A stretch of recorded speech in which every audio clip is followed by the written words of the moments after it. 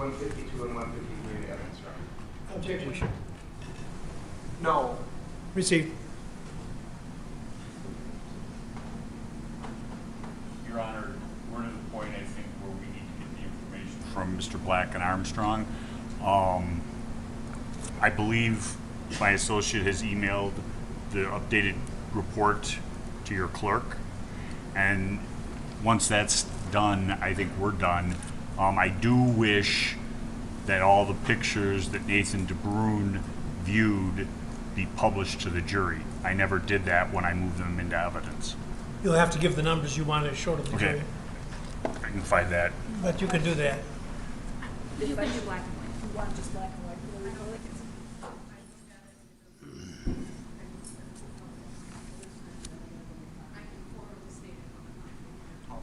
Thank you.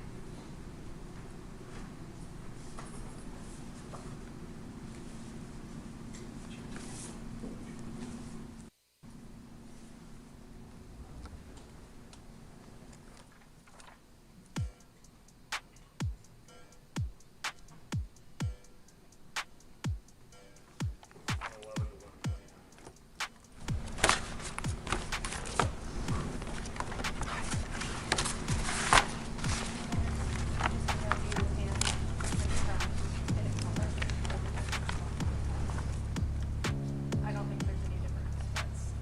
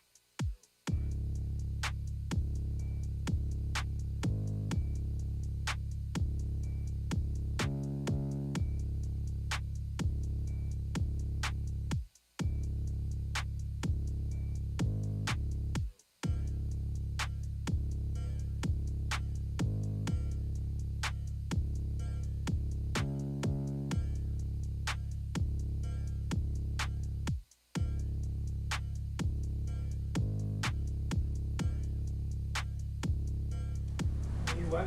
Can I give those? Yes.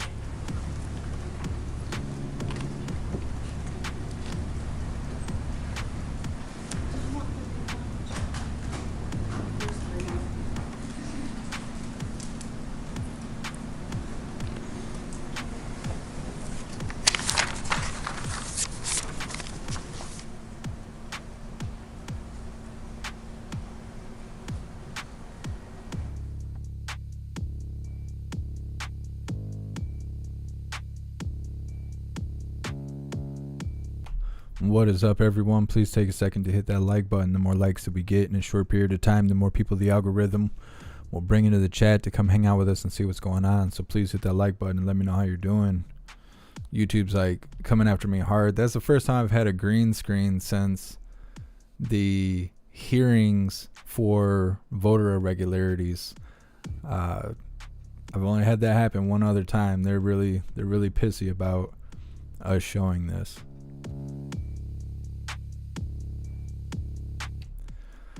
Please take a second to share this out. Help bring people back here. I know there's probably people still stuck on the other live thinking it's live or we're going to come back or something.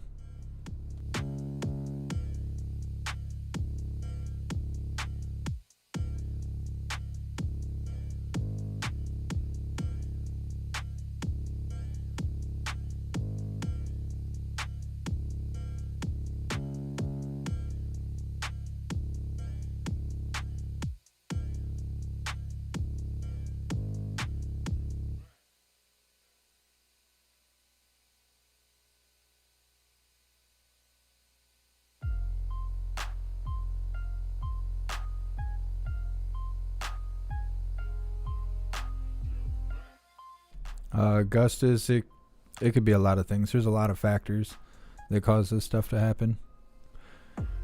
Has to do with being a sissy and having just ungodly amounts of sand just shoved so far up in their hoo-ha. That's usually the basis that starts these issues.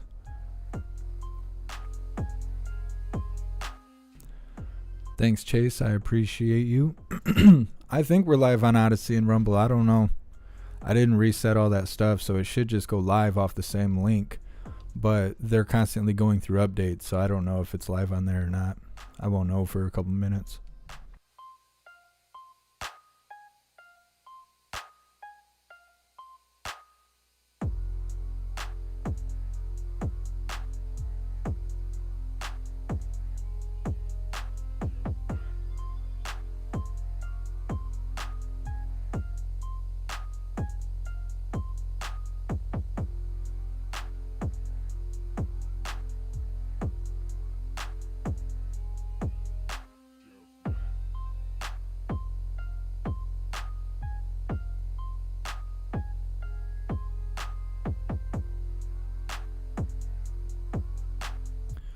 Yeah, I think we're live on everything now.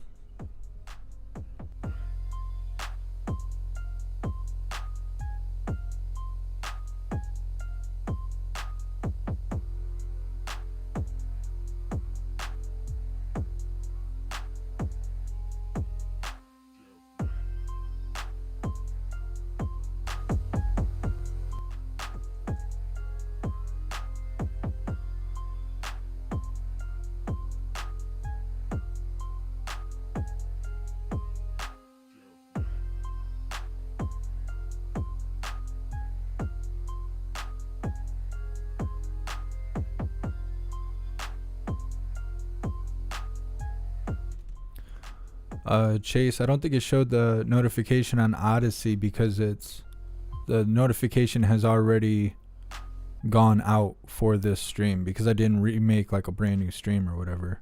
It does appear that we're live on those platforms though. Thanks, Scum, for letting me know.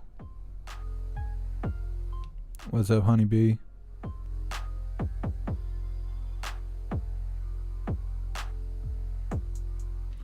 Sure, Crazy, you gotta catch me in person, son. Can't serve me no papers online. You gotta catch me in person.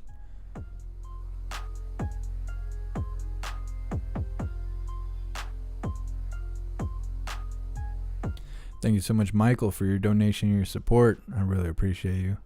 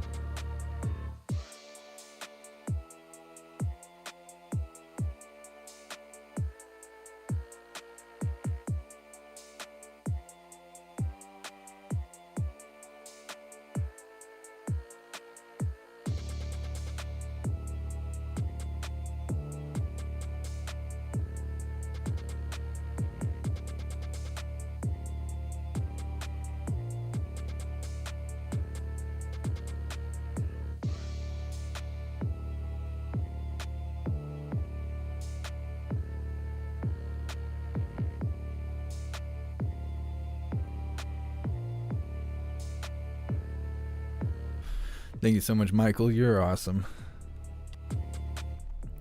So, while I was dealing with hardcore censorship in my face, I believe they said that they have one more witness, but they're getting images or video set up. And then after that, the defense says they don't have anything else. So I think they're going to be wrapping this up today, as far as, back and forth.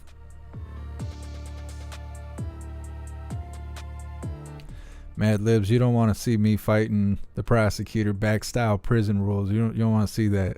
It's graphic. You couldn't watch it on YouTube, I'll tell you that.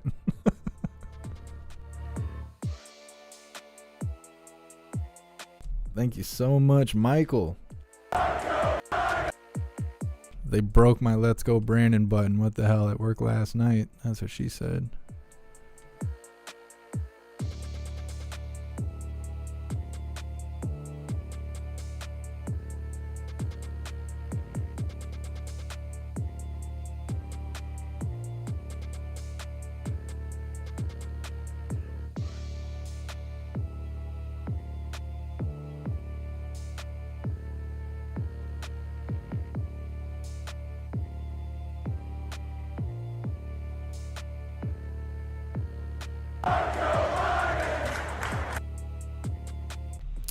Okay, well, they broke my damn soundbite button. I don't know what happened with that.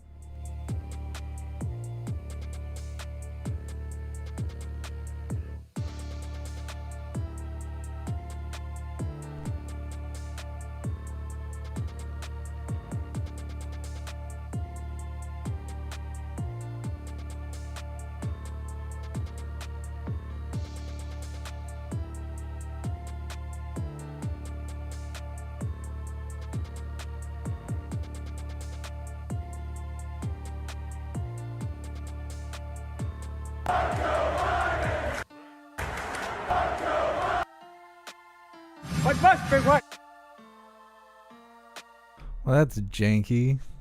Sound bites aren't working. I don't know what's going on with that.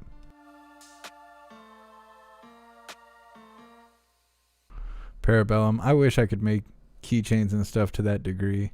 All the keychains I have available to make are super lame.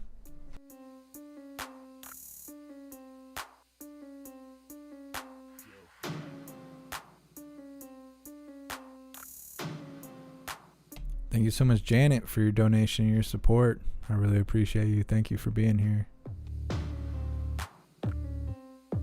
Weird, you guys can hear my sound bites, but I can't hear them. Look at the way the world's working. Interesting. I wonder why that is.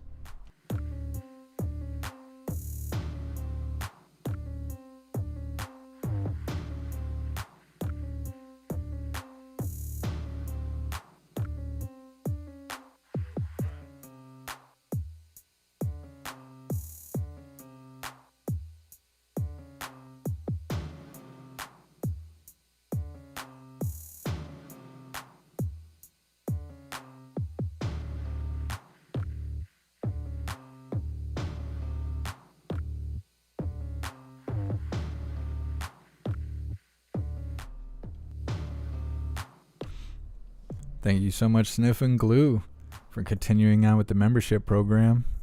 You're officially a hooligan. Look at you out here for 13 months. Got a 13-month-old hooligan over here. Jeff Matcoin. So, I've been thinking about this, and I was waiting for some hooligans to bring it up. I've thought about making our own cryptocurrency. If not our own cryptocurrency, I've been thinking about coming out with our own hooligan catalog of NFTs for people to invest in and stuff. I didn't want to push it on you guys because I know that stuff is really new and probably most of you have no idea what I'm talking about. But since it is brought up, I just thought I would express that I have considered that.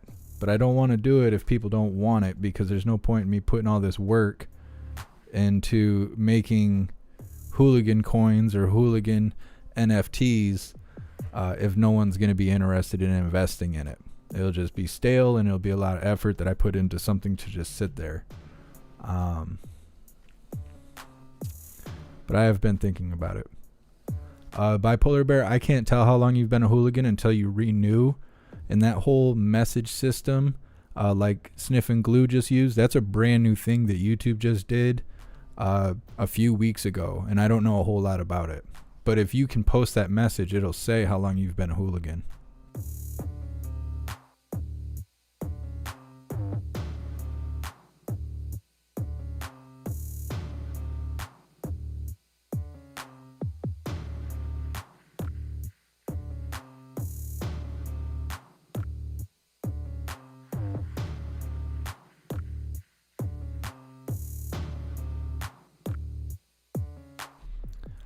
For everybody saying different cryptocurrency, the hooligan coin would be a part of Ethereum's blockchain.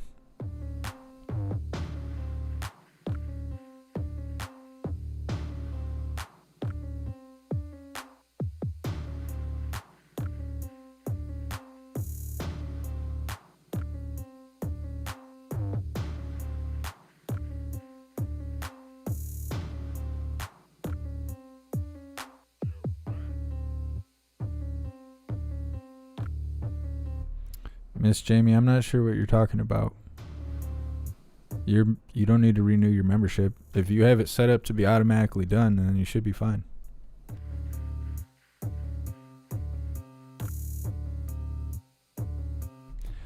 Shane, Tom McDonald's got a new song coming out tomorrow. That's cool. I'm sure everybody will post it in the Discord. That's usually what happens.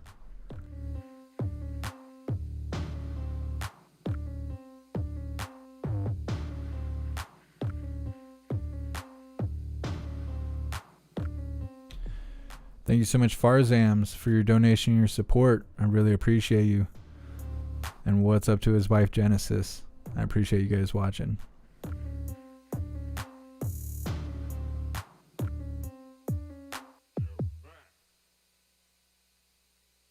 Thank you so much, Steve, for joining the membership program, and welcome to the family. You're officially a hooligan. Axel. Yeah, I still got Dogecoin. I've had Dogecoin for a long time. I think when I got into Dogecoin, it was only like 11 cents, 9 cents, something like that. I don't know. Sitting on it for a minute.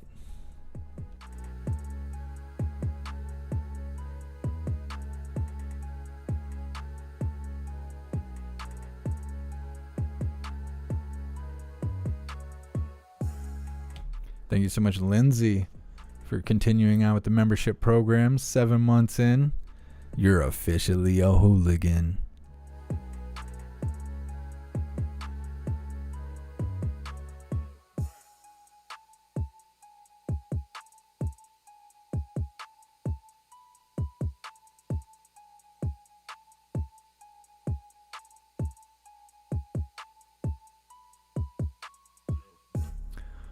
Rick Kelly, big updates on what? On what's going on with the trial?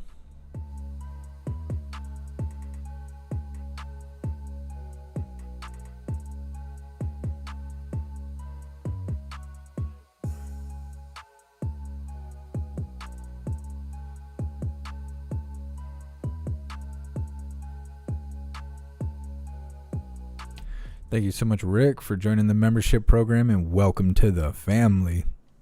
You're officially a hooligan.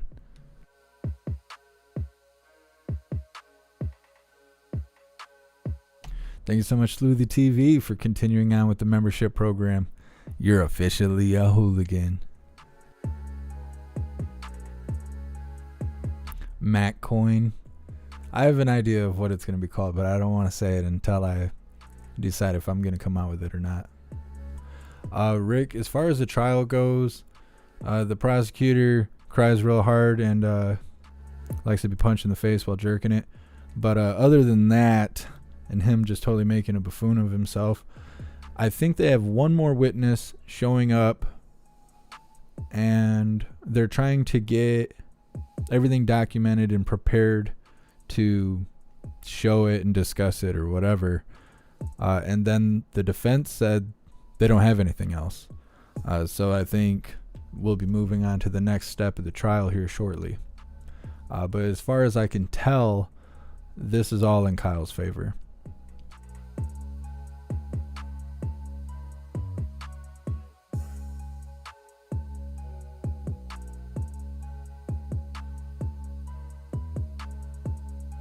Thank you so much, Send, for continuing on with the membership program.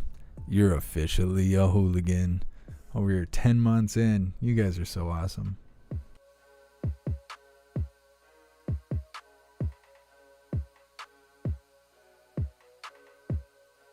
Bigot coin. We should just go ahead and do it.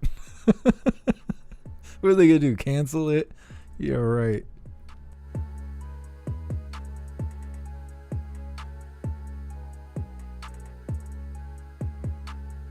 What's up, JP?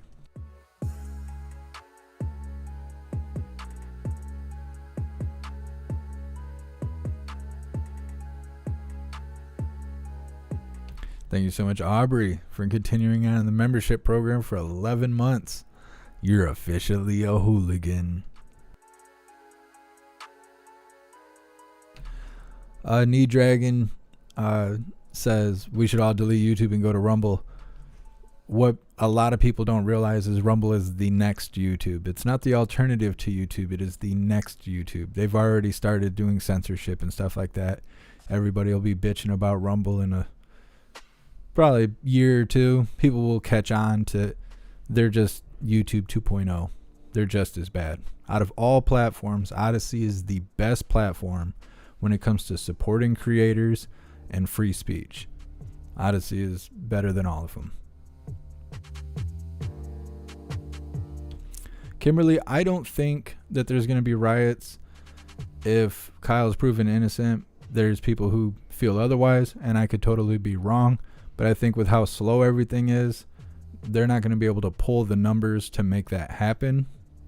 But they could also be looking for reasons to start everything back up. I just think that the reason they let it happen before is because they want to make Trump look bad. Now they got old man Walter in office. They'll probably just go out there and mow those people down and sweep them under the rug like they did, like they never existed.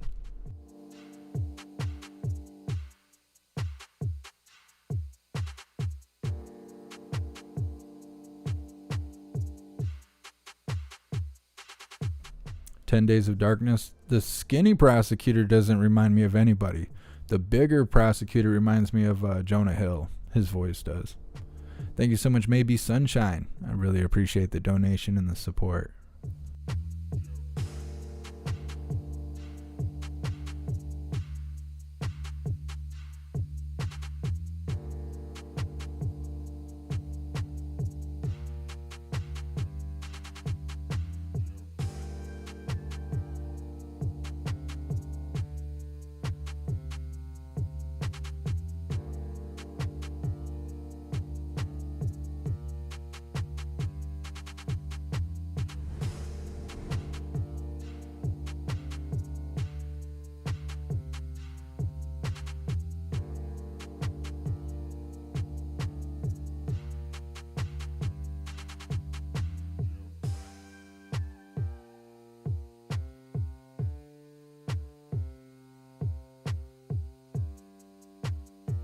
Sean Costello, I think Baby Huey's probably getting that gravy IV going. He's had a hard week. It's been a hard week for him.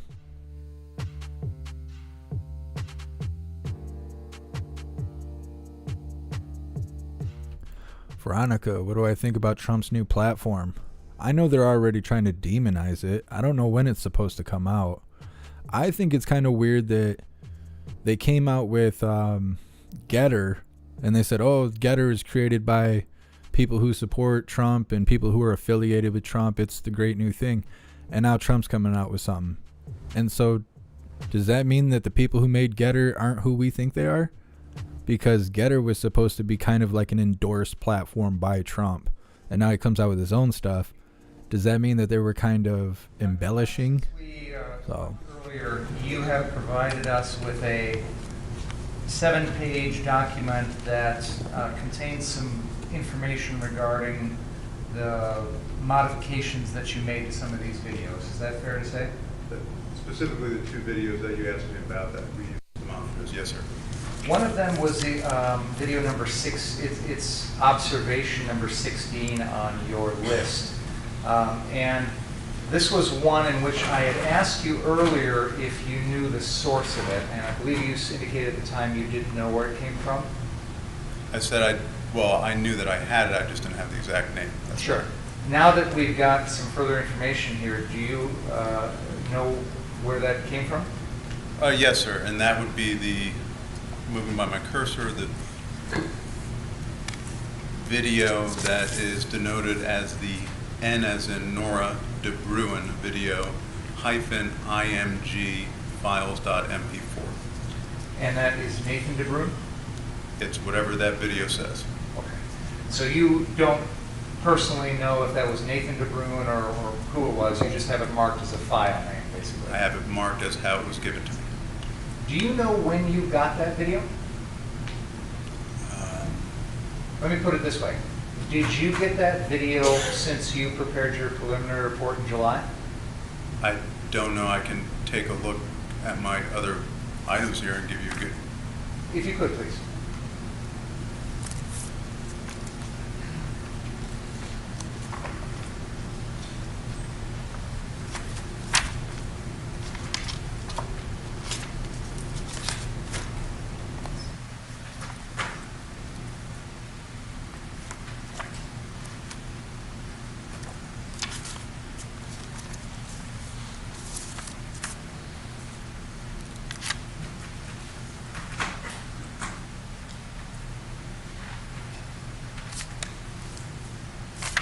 The video itself would have been with the original discovery, which would have been the evidentiary items reviewed in my preliminary reports. The interview statements of Nathan DeBruin that would have coincided with it would have been in the secondary discovery, which would be in my supplemental report. And with regard to this video, in the report you gave us since we last talked, it indicates here that you trimmed the video and it indicates you enhanced the levels. So you say you adjusted the contrast to 14.4 and the brightness to 175.1. Am I reading this correctly? You are reading it correctly. However, if you take a look slightly forward in the report, these are matched estimated values post-production. In other words, I didn't capture it at the exact moment. I was working on this and during the last time we talked, and I matched the levels consequently. What do you mean you matched levels to what? To the appearance of the video. In other words, what you're doing is you're adjusting contrast on one side of it, and if you want, I can show that to you. No, you can Okay, just describe it. that's fine. And you're adjusting brightness on the other. There are two slider items, so to speak.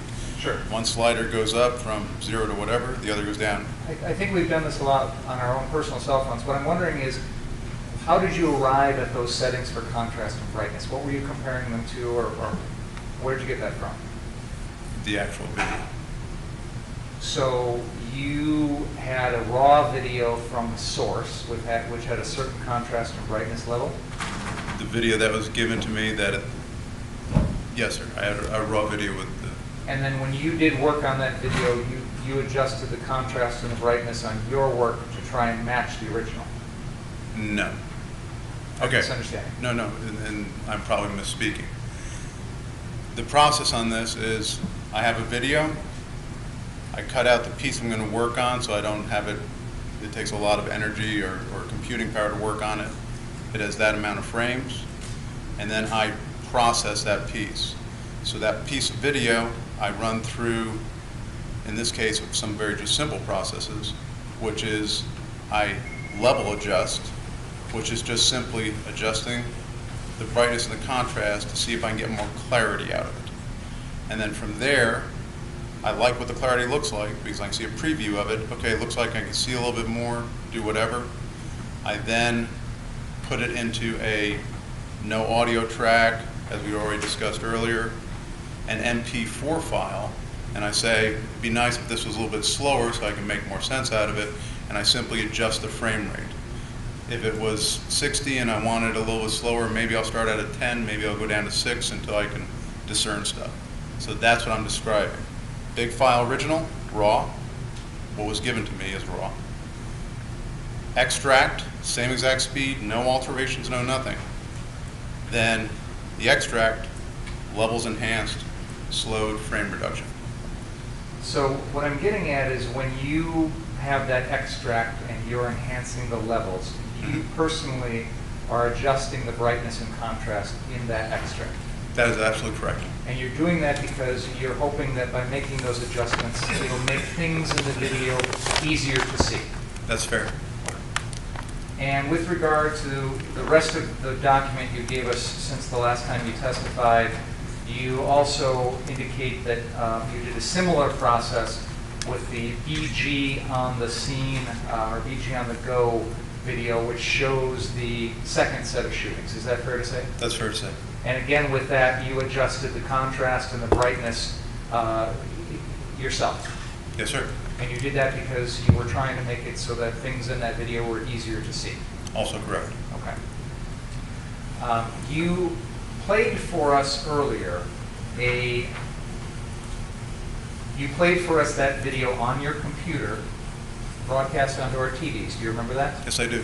And when you played it for us, you had it slowed down to a certain speed. Is that right? Yes, sir. I thought I heard you say earlier, and maybe I was wrong, I thought you said a quarter speed? That's what I thought it was. It's actually, and let's make sure we're talking about the right video. Which video are you referring to? The Brandon Gutenschwager or BG on the scene video. I think this is on the second or maybe third to last page of your most recent document. Right, so that would be, if you take a look on the original starting out at approximately 60 frames per second, that would be, I guess, page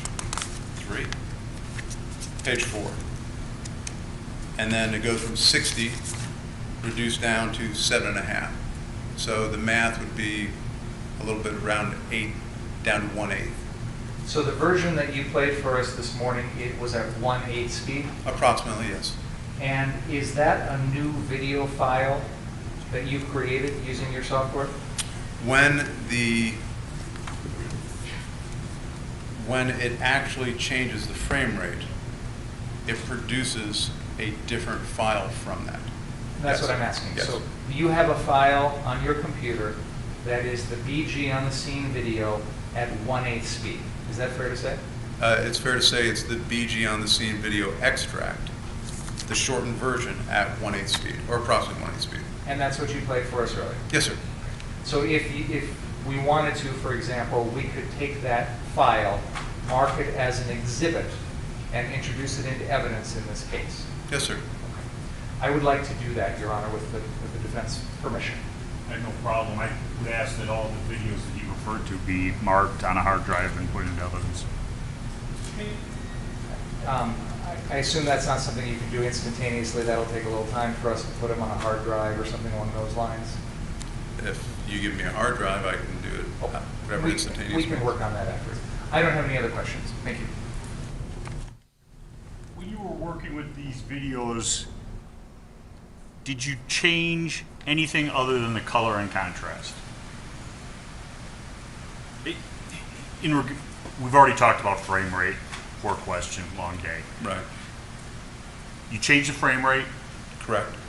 on some of them. You changed the color and contrast on some of them, correct?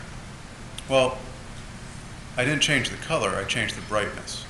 Color. I'll ask it this way, because were any of the frames color added or subtracted? No, sir. Okay. When color is added by either the operator or the program, that's called interpolation. It's a term, but yes. And those are done through various different ways. Is that a fair statement? That's fair. Okay. One of them is bicubic. That is a type of interpolation, yes. Okay. Can you name the types of interpolation?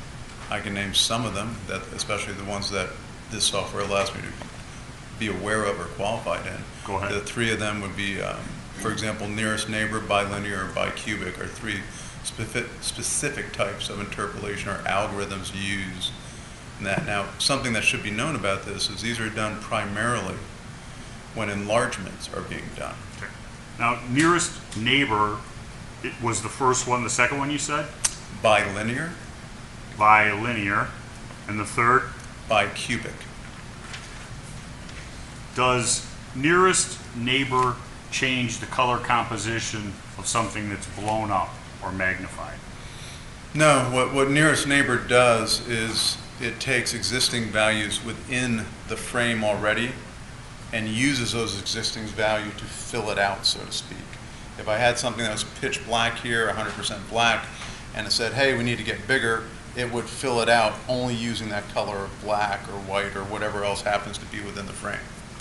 Bilinear, does that add colors? To some degree. In other words, if you had something that was, well, let's just use like a line of blue, and you had a line of red, there would be something that exists between the blue and the red value here that would not necessarily have been there before, so to speak. So the computer, through its program, fills in the blank, so to speak. Yes, sir. Bicubic, does that add anything? Yes, much in the same way as bilinear does, but the difference is, as it sounds, linear is more, think straight lines, and bicubic is if I had something in the middle, it would basically gradually go out to match the other color. So if you were to think about it like a progression, you would start here, and if I have so far to go to get here, it would take a little bit more of each of that color, so you'd have a much more seamless image. You'll get much less jaggedness to it, that type of thing. And as you sit here today, is there any clip that you could take and just show by moving the bars, color and contrast, what happens? Not color, brightness and contrast, I believe. Yeah, I can actually. Could you demonstrate that for the jury? Take one of the standard clips.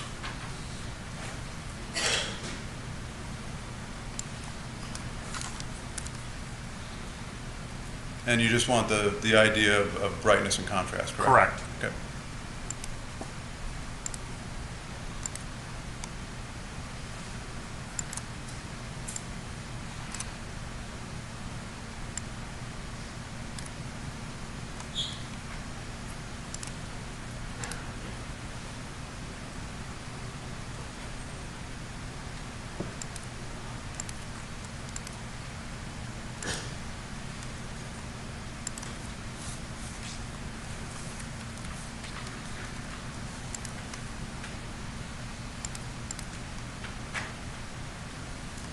And I'm not going to change any frame rates, just show it as is? Correct.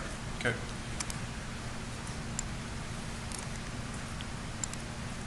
So what you can see on the screen is these two sliders up here.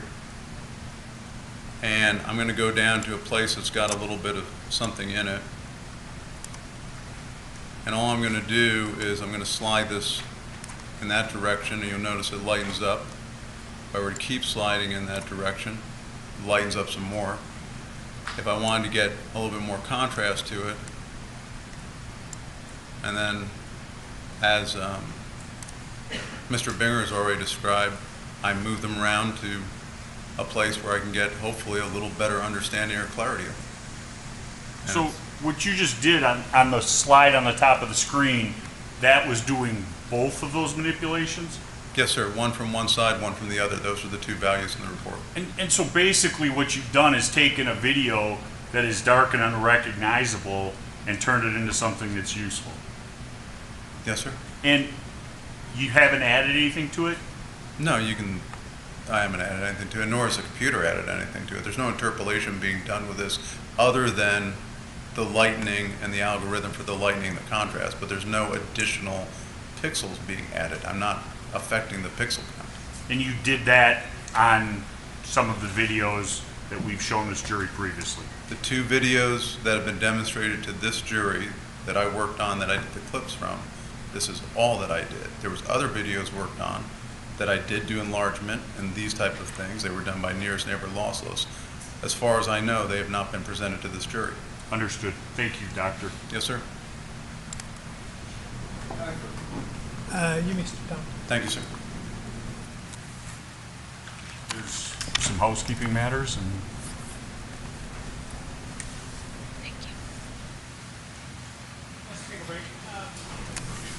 About 10, 15 minutes, so please don't talk about the case during the break.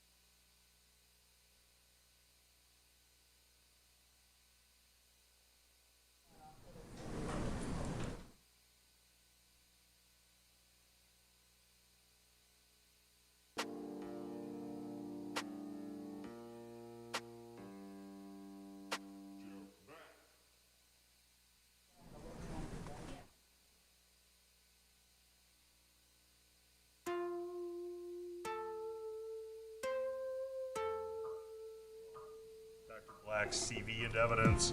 And I, Make your offer. You can talk about it now so that we can tell whether there'll be an objection. But make the motion in front of the jury, because when I give the instructions, I'll tell them that they're only to consider things which have been received.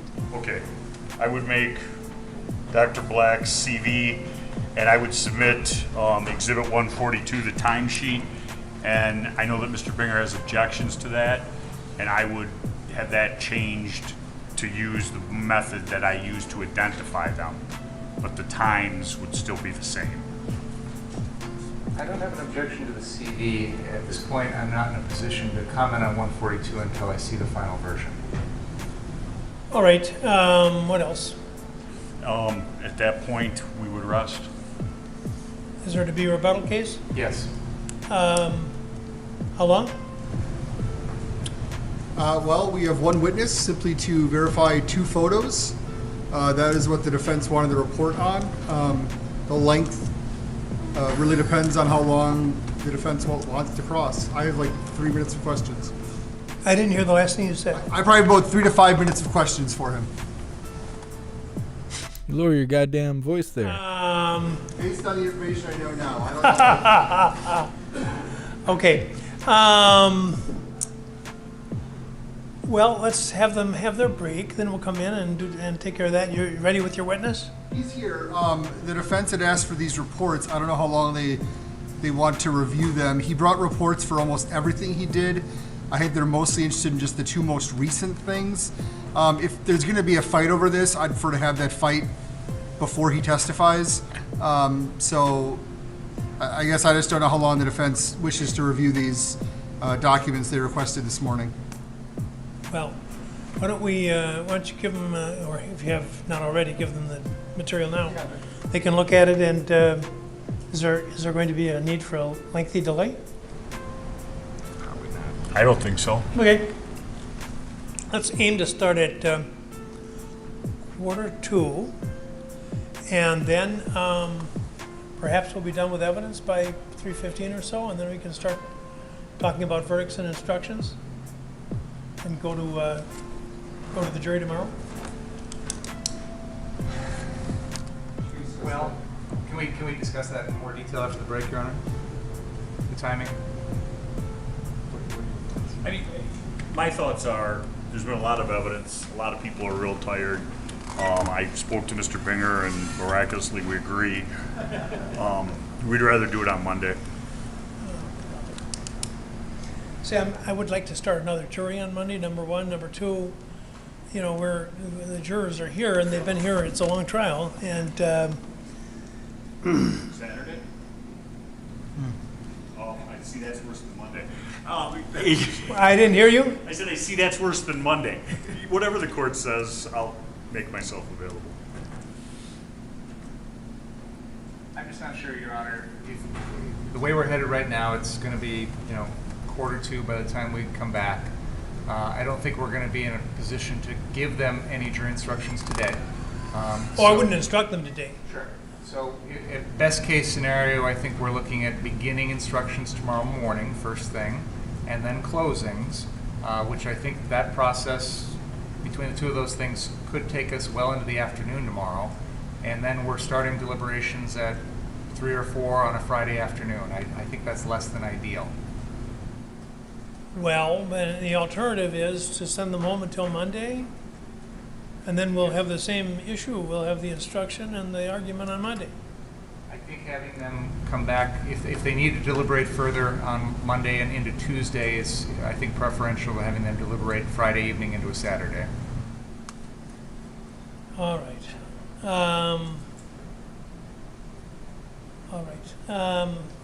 Tentatively, I'll say yes now until I go back and have buyer's remorse. But let's finish up, and then I will want to talk about instructions somewhat today and verdicts. So, okay. Thank you. 1:45.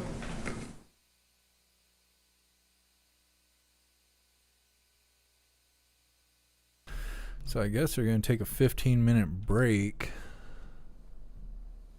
Interesting.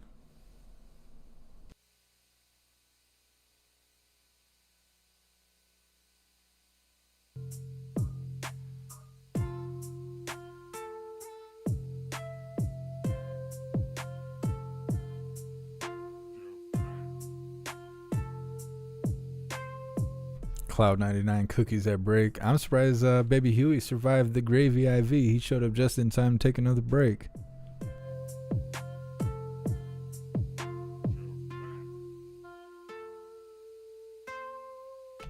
What's up, Joe?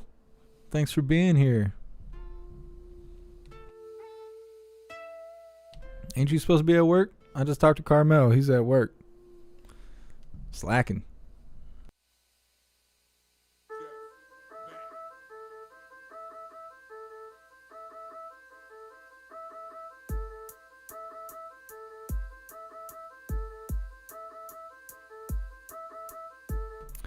Maybe Sunshine, if you go over to Rumble and you participate as if you are a creator, you'll realize how deep YouTube runs in Rumble. Almost every decision they allow you to make on Rumble asks you about some sort of synchronization with YouTube. They're about that censorship life. I understand that Locals is merged with them, but Rumble is on some nonsense.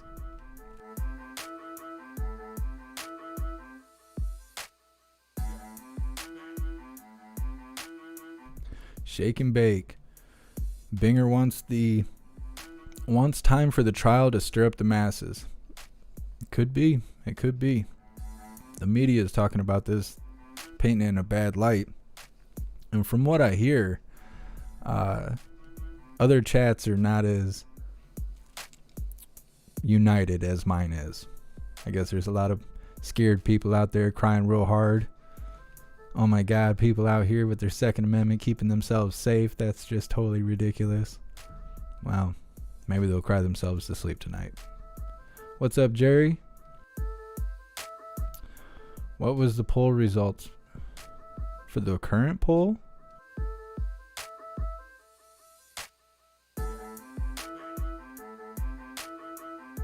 How many people we got in here? 1,100. We'll wait till the poll hits 1K.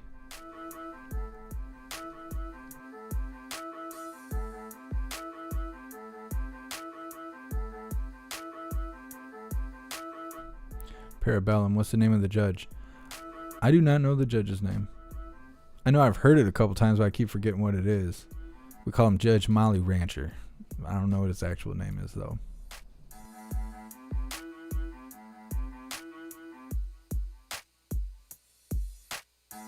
What's up, Pookie?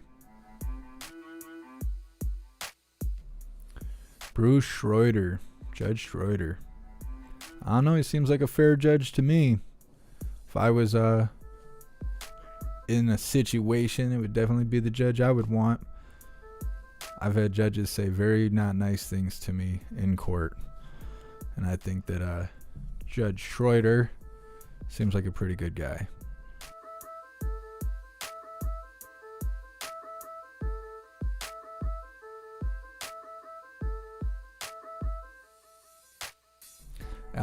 All rise, clone him. We need more judges like this guy. Serum, what if you have 200 haters just watching? Serum, I have way more than 200 haters watching. I'm absolutely positive. There's people that watch me and just punch themselves right in the balls. They just cannot stand me. And they hate themselves, but they can't look away. It's hard being me. I don't know what else to say.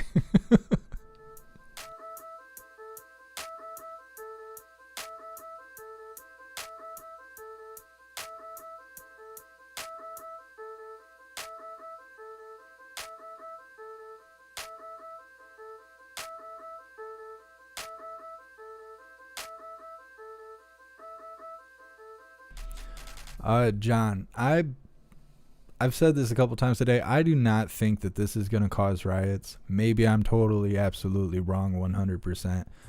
Either way, if it does, we will cover it. If it doesn't, we'll cover other stuff. I think for sure there's going to be super mad people. Really mad, scared, crying people across the country who are just totally upset. I'm hearing people refer to Kyle as a mass murderer, as a killer, and stuff like that. And when you're dumb enough to refer to a 17, now 18-year-old in that kind of way, especially after seeing him on the stand, especially after seeing all the footage and seeing all the things he's done prior to that event, you got to be half brain dead. Somebody didn't love you enough as a child or something if you think that that kid is like a serial killer. Like, these people are just scared to be scared. These are professional victims out here, and they need to use this as a way to scream out to the world that their hoo-ha is full of sand and it hurts really bad. I think that there will be protests. I think they'll be small. I think that there'll be a bunch of crybabies online. I think there's going to be a ton of memes about this. There's already a ton of memes about this in my Discord. I don't think there's going to be riots. I think there's threats. There's threats of rioting. I don't think there's actually going to be rioting, though. It's cold outside. They haven't been very active lately. There may be calls to action, but I think you're going to see 12, maybe 20 people show up. They're going to cry really hard. And then the police are going to show up and tell them to leave. And maybe that'll turn into something. They'll be like, oh my God, the cop made me leave and I'm black and they're white, so they're racist and we need to do something. That might cause something. But I don't think this on its own is going to be enough for a riot.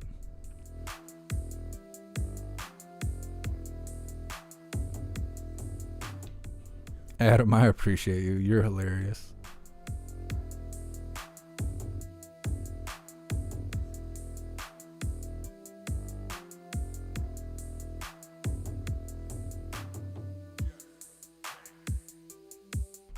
Yeah, John Costello, I've heard that too. That the judge is biased, but I don't see why that matters.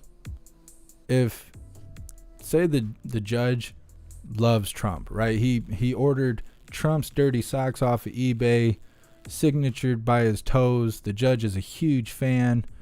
What does that matter when it comes to this case, right? This case is about, it's a murder trial. It's based on a specific situation. It has absolutely everything to do with your Second Amendment. What about any of that has anything to do with Trump? Like, Kyle has never said one way or another about Trump, or anything like that.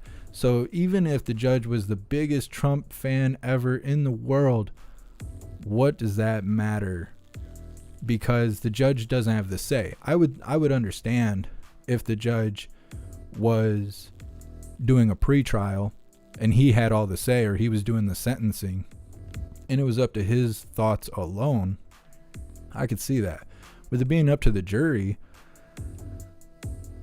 who cares who the judge, prefers or doesn't prefer? And that's just my opinion on it. I see people being mad about it, but I don't understand how they could actually say like, oh, let's give it a mistrial or whatever. That just doesn't seem to make sense to me.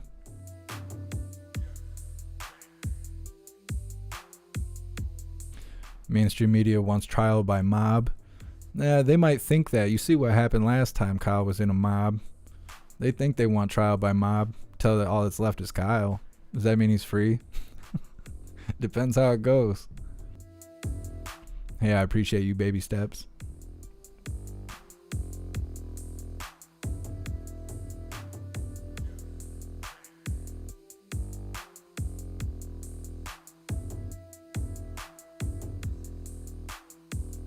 High Plains Drifter. My name on all social media is the @ the Great Jeff Mack. All together, all lowercase. That's how you can find me on any platform.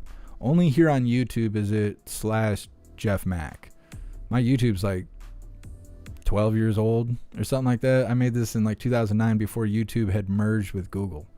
This account is older than the relationship with Google and YouTube.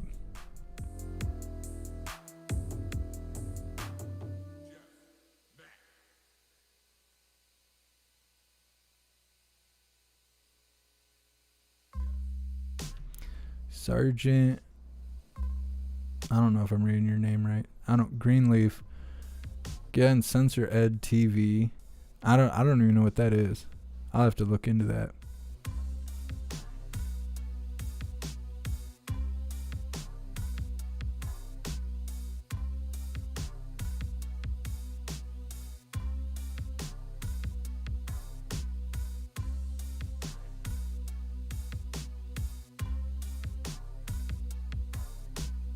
What's up, cool guy? Thanks for being here.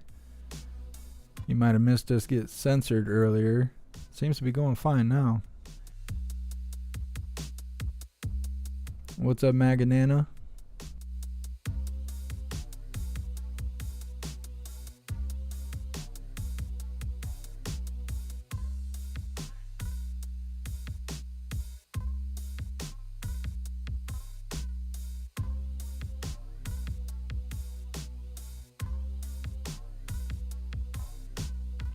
I don't know why people listen to liberals at all. Why would people who are not a part of the community, who don't make money, who basically do not participate in the economy at all, why would anyone care what they have to say or think or do?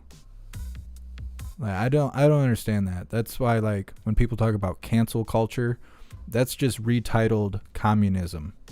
That's all it is. It's communism. They just gave it a new pop kind of name, like pop culture. Like, it's like gave it a nickname. We're gonna call communism cancel culture, and then all the kids will like it. That's like kind of what happened. I don't understand. Like, anybody and everybody that cries about this kind of stuff, they don't seem to be members of their community in any kind of sort of way. So why do they have any kind of weight to their words when they're not even valuable as a human being on their own?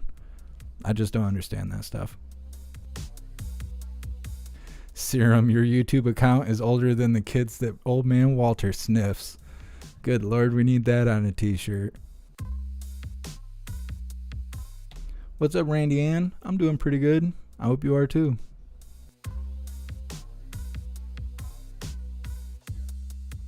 Hydrodynamic, Kyle's mom's gonna be on Hannity tonight.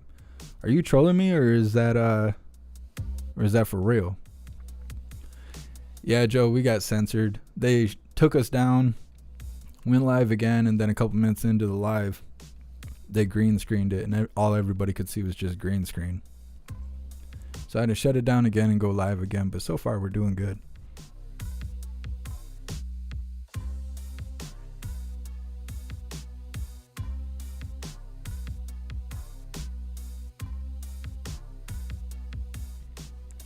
Maybe Sunshine. Yeah, the school system definitely has to do with oh my god, are we buffering again? Are you serious?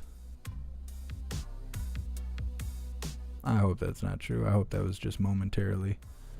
I don't remember what I was talking about now. I just see everybody's talking about buffering. What's up, Diesel?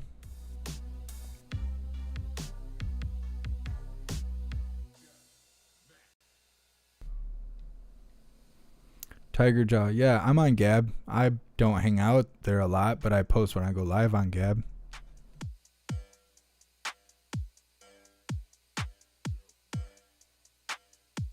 What's up, Danny? Thanks for being here.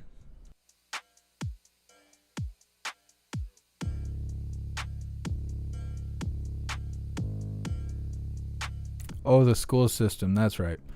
The school system is...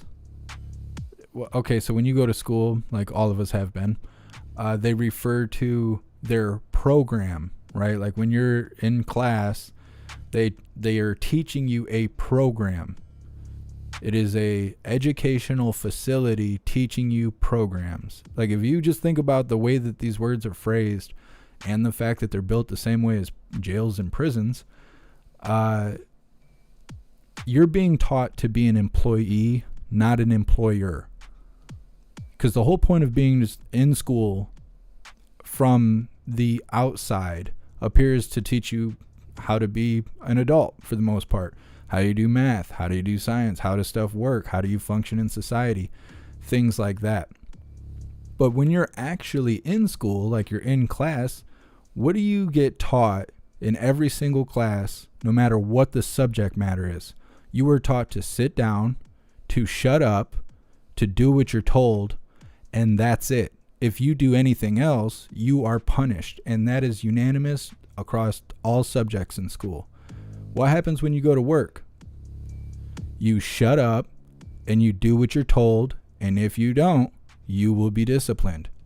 That's what school is for. It's so everyone becomes an employee, not an employer, and you have to follow suit in the system in order to pay taxes to give the government money. They need their system to constantly be running so they can keep getting tax money. That's the whole point.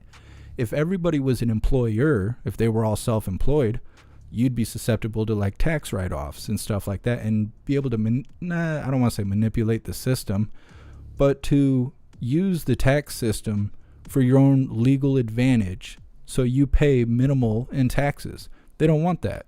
They don't want you to be self-sustaining. They don't want you to be free thinking, to put your money towards whatever you want to undercover. They want to know every little thing about you. They want to know that they got you under their thumb. I feel the same way about wearing masks. What's the best way to say that you're obedient? To walk around with something on your face that makes no sense. That's what it's about. I mean, that's what it's about. And I don't care if people disagree with me or not. You can look into it and see this is exactly how it is.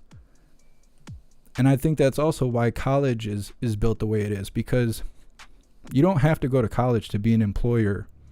You don't have to go to college to necessarily learn a special skill.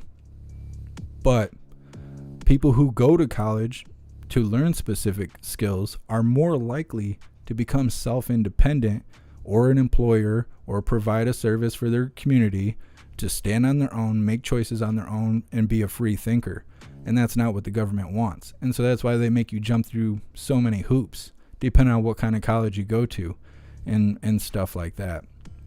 Which I also think is why it has such a big price tag, is because that's a way for them to get you on a second hand, right? They're like, oh yeah, we'll let you go to college to learn to be independent and stuff, but we're going to put so much debt on you that you can't even use that money you're making and the taxes you're saving to be what you want to be, because you have to pay off all this debt. Otherwise, we're going to bankrupt you. We'll make you file and you'll have poor credit. You won't have any money, and you won't be able to get anything leased to you based off your credit. It's all about control. It's all about control.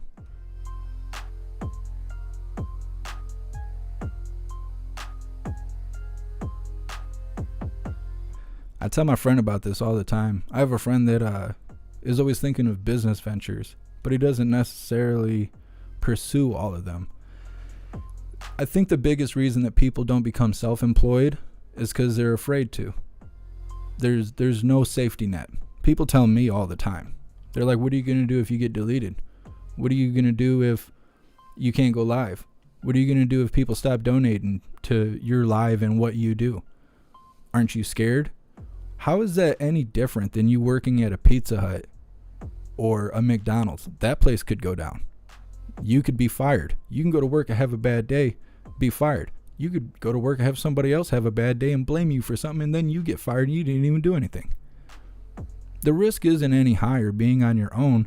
If anything, you have a better chance surviving on your own than being employed by another job, because it's up to you.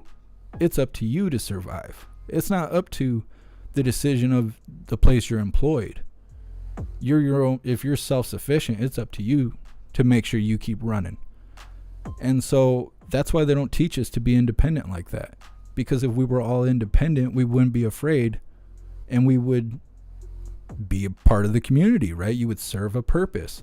Instead, you go get a job at McDonald's because you need money. You're afraid to be employed on your own because you've never been taught how. You're scared of the tax system because you've never been taught how it works for self-employment. And you figure that's the safest way to go. So now you lose your self-esteem. You have no dignity. You get treated like crap. You make nearly no money. You have to live with roommates or people you have relationships with in order to survive, pay rent, buy groceries, pay the bills. It's a system, and we're all a part of it. It's interesting. I don't trust schools at all. So the indoctrination from schools, it's a lot bigger than what people think. It's a lot more in critical race theory. Holy crap, somebody just rang my buzzer. Yeah, schools are rough.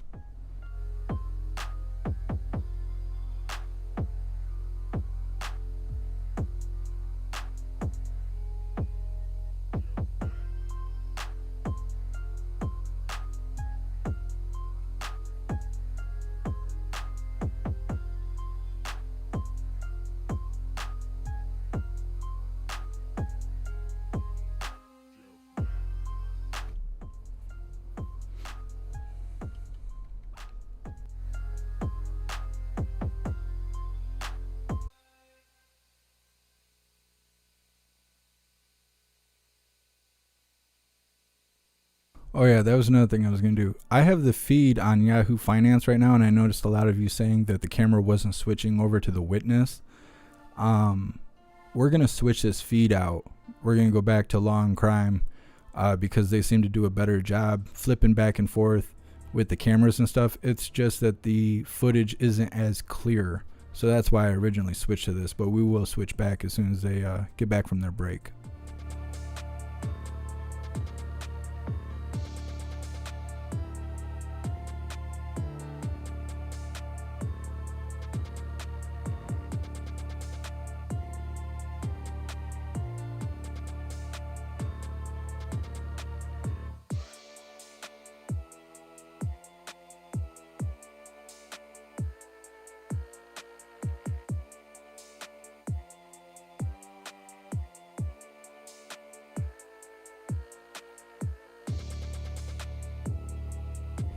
Chad, what stunt will the prosecution pull next in order to get a mistrial? I don't know. I'm surprised that the prosecutors just aren't screaming and barking and hollering and just being obnoxious to try and get a mistrial, because I don't see them getting a case any other way.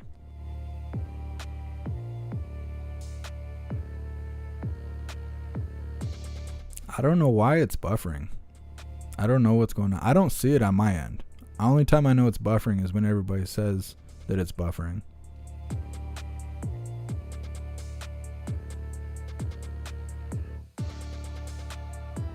See, and it doesn't make any sense. On my bit rate, it says it's super smooth.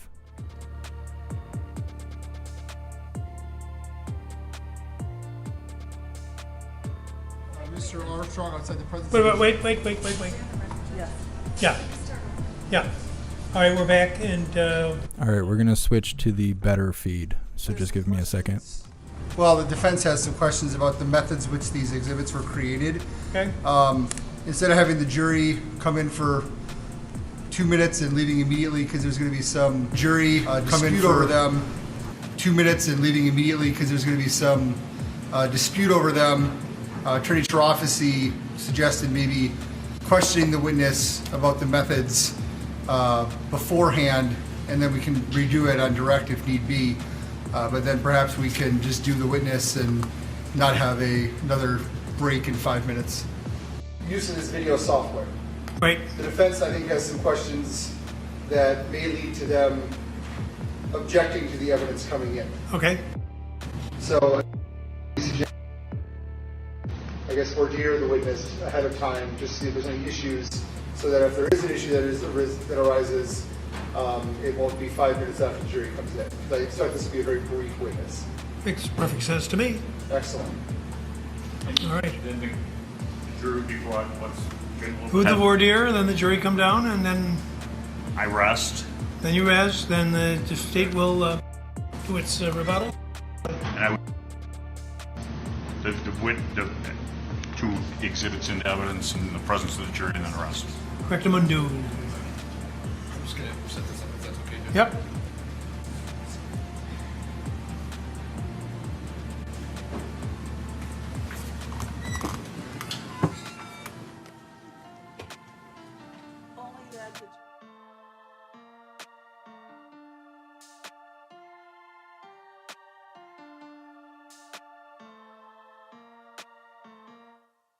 Yeah, I apologize for everybody who's talking about the buffering and stuff. I would like to reassure you, it is not me. It's not me. I got awesome internet and stuff, like specifically for this. I have the best internet I can get. Oh my God, someone's ringing my buzzer. It is YouTube and their nonsense. It's not me.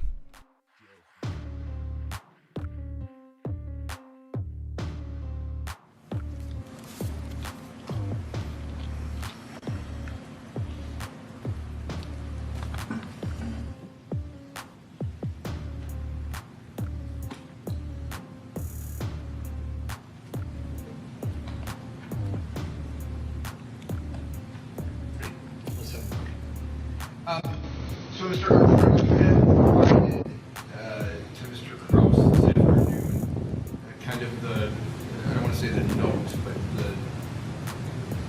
work that you had done in terms of the images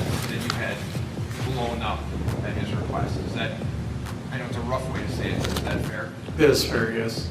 Okay, and I don't know if you have the report with you, but if you do, could you just turn to page 7 to make sure I'm on the right path?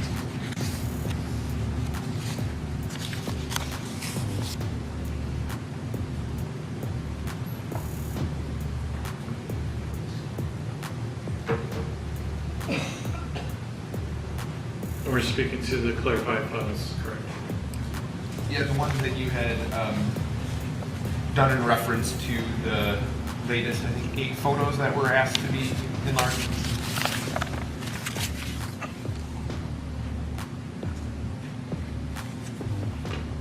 Is that page 7, sir? Yes, sir.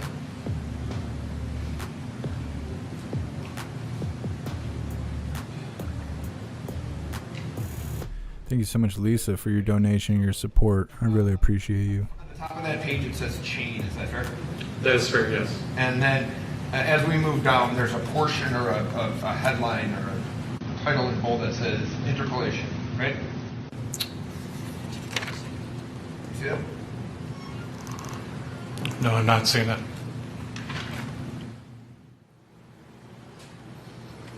Let me see what you got. That's what I have. Page 6. Oops. Page 7. Oh. Maybe this Sorry. helps. I'm Yep. asking, does the R20, 2992, yes. does that help? Okay. One moment, please.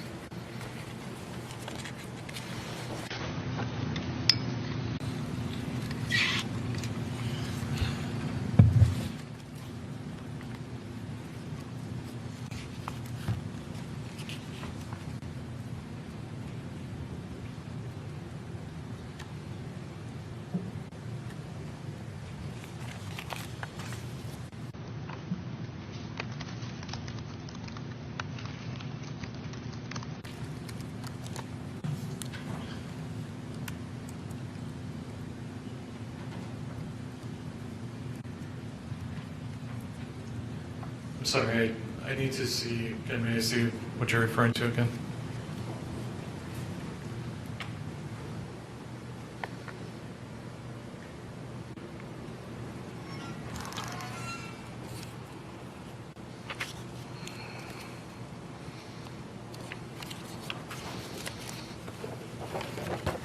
You want me to keep this here? Yes, that'd be great. Thank you.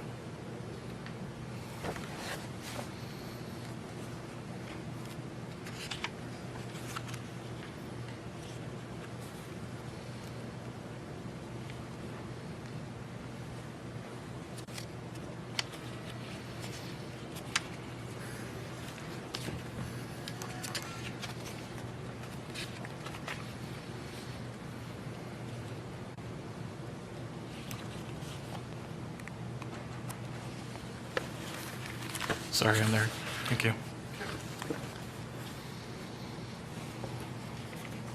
So it says in bold, interpolation, right? Yes, And then next to that it says by cubic. that's correct. Okay, and what does that mean? Means that the interpolation algorithm that was selected was bicubic. Are there other interpolation methods that you could use? There is, yes. And what are some of those? For example, nearest neighbor is one. Bicubic, bilinear. And can I just ask you to do this so we understand this? The photo that you enlarged at the state's request, how much, is it pixels that you expand? What do you do to make it bigger? It's based off of the enlargement is the interpolation that is used. So with regards to this references a video that was interpolated and outputted. Are you speaking to, I'm sorry, are you speaking to the photo? Yeah, speaking to photo, what number is it? It's the 1 of 8. You want to show it to us? So this is been marked as States 155. I'm going to add specifically about that one. Okay. Okay, so you have taken a still of a video and you have zoomed in on it, for lack of a better term. I would not say zoom. I would say it's been enlarged. Okay, and how do you do that?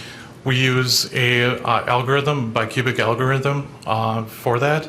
For this particular, are you referring to both images or just one? They're both the same, right?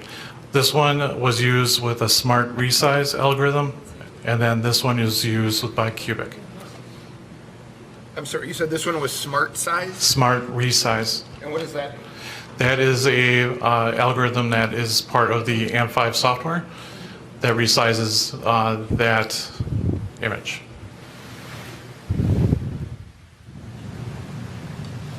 So, I don't know if this is going to be, it's easier for me to do it this way, and I don't know if the court, this will be easier for the court, but in my,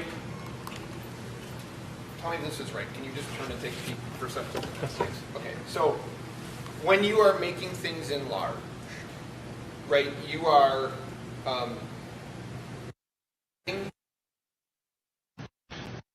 Adding pixels. okay, and so tell me if this is bicubic and interpolation, okay? And I know this will be rudimentary, but forgive me. So if these are pixels,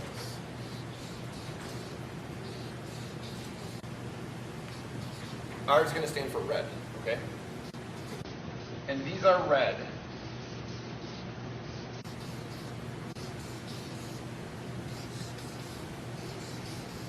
And these are pixels, and these are blue. When you enlarge an image, what does the bicubic algorithm do to these pixels? The bicubic algorithm is taking those pixels and resampling, or I'm sorry, is basically duplicating those pixels into another area. Beyond that, I cannot say.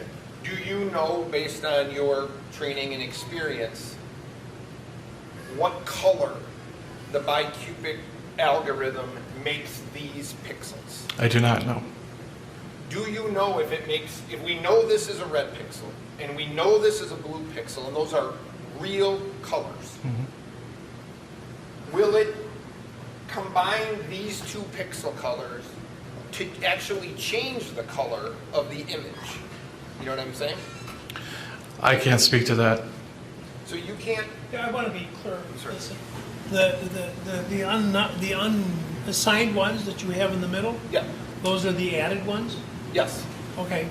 So the added pixels, and what, to be fair, in terms of what we're looking for, to make sure the color's correct, that we're not distorting the color of the thing we're looking at, it's adding pixels, and my concern, my question for you is it adding the correct color of the original image? That goes beyond into the algorithm of the program that I do not have that information for. Okay, so if I can ask you this. These two photographs that you have enlarged, okay, so you added pixels to those, right? Correct. Okay. And are you able to tell the court the colors that were there originally are actually the same colors? The photograph with the added pixels. Are you able to say that? I'm not able to say that, no. So you, how many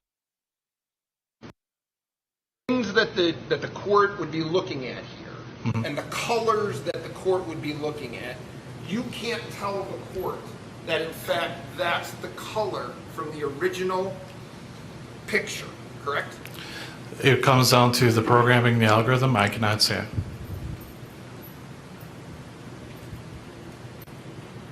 Can I just have 1 second here?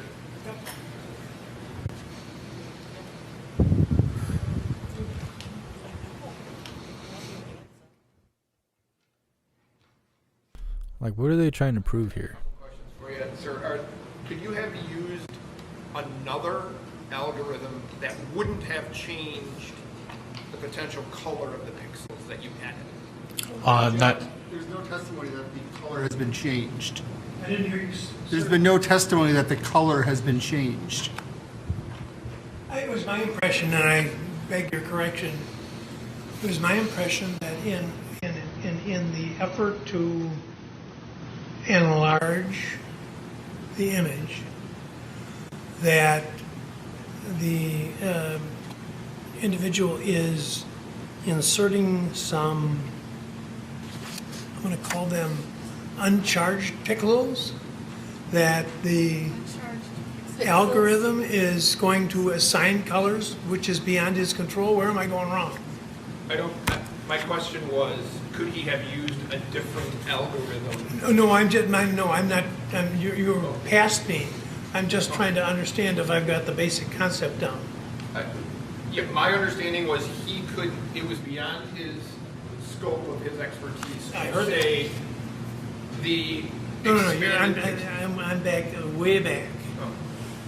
All right. I'm still using watercolors. He is enlarging, he wants to enlarge the image. And he's inserting some pixels in there. Inserting some pickles in there. And so he gives it a command to insert the pixels. And he doesn't know what color they're going to come out. Is that it? Is that it, sir? I would say, Your Honor, it's as to how that algorithm interpolates those pixels and where it places them goes outside the scope of my knowledge. Well, what do you, I mean no disrespect, what do you know? What I do know is that the process that I use to expand or enlarge this image and the interpolation method that was used. Anything beyond that within my software, with the software I use, I do not have any additional And information. competing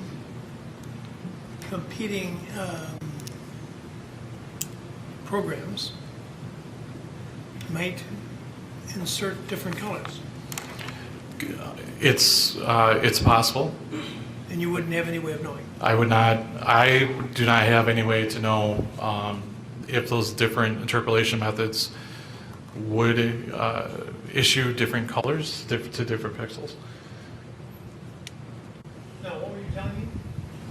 What I had asked him was, I wasn't telling you anything. I asked a question that was objected to, which was there another method that could have been used, which, and I think the wording that I had said was, wouldn't have changed the pixel colors, which if I drew the objection.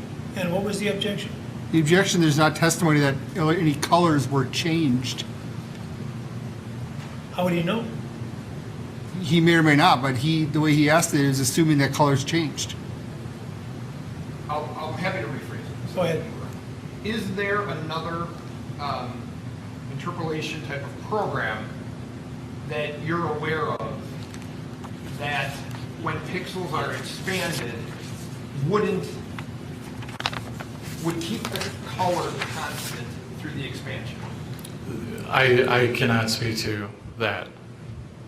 Would you agree the more pixels that you add, the more interpolation happens? Yes. So the question that I have, and that the argument is when you expand the photograph, you're adding pixels, but you can't tell the court what color is being added, if any. I cannot speak to that. No, that comes down to the programming the algorithm on the software. So the original still has colors and pixels. It's expanded, those pixels expand. The question is, do the colors stay constant? I do not know. Judge, that's all I have.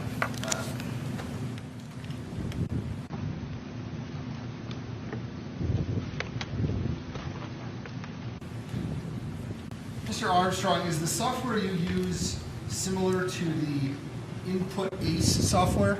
It's similar. So the same algorithms and methods, as far as you know, are also in that software? It's both softwares are made by two different manufacturers. I can't comment on whether they're the same. So, when you enlarge these images, are you changing any details? I'm not changing any details. What are you doing? We are simply just adding pixels to make the image larger. Because when you're looking at a smaller image on the screen, say it's 20 by 30 pixels. In order to enlarge that, there need to be more than 20 by 30 pixels, or else it would stay the same size. That is correct. So you didn't witness this, but the defense expert was zooming in on video with his Input Ace software. Would that also be adding pixels because it was enlarging it? It's irrelevant for purposes of what his testimony would be. I'm trying to let the court understand. I mean, I beg pardon? I'm trying to get an understanding of how this works. Oh, go ahead. You may answer if you can. I do not know as to Input Ace and how their interpolation for, if any, is seen by zooming in on there. So, when you talk about adding pixels, the only way to enlarge an image is to add pixels. Correct. Now, you don't go in and say, put in black pixels, put in blue pixels, or anything like that. That is correct. I do not. The software program does that. That is correct. And it has to do that to actually make an image larger. That is correct. Now, is this, the defense expert called AMP5 the gold standard of video editing? Is it one of the best programs out there? It is a program that we use at the lab. Yes. I'm sorry? You asked him if it was the best one, and he responded, that's what we use at the lab. That's not the same thing. Or it doesn't establish that it is in fact the best. I understand. I can tell you, not everything the state supplies is top-notch. You guys are killing me with the pickle talk. By the way, I said not everything the state supplies is top-notch.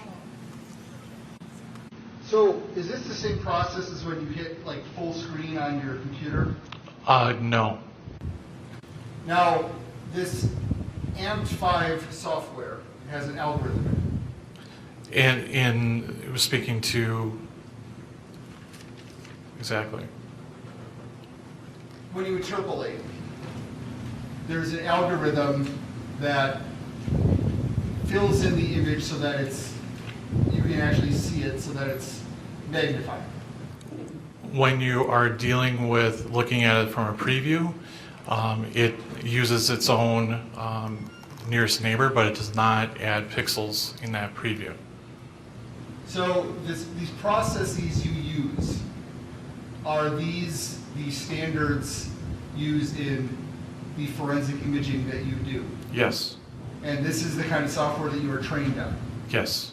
And this is an accepted software program in forensic imaging? Yes. And it is these are accepted procedures in forensic imaging? Yes. And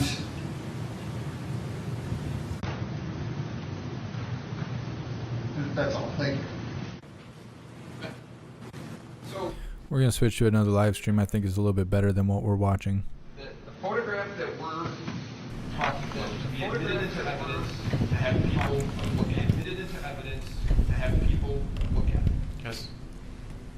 You can you say that image didn't add colors into pixels that weren't there originally? I cannot definitively say that because I did not write the software program. So it's possible when you enlarge an image and add pixels that you're adding colors that weren't there in the original photograph, correct? I do not know.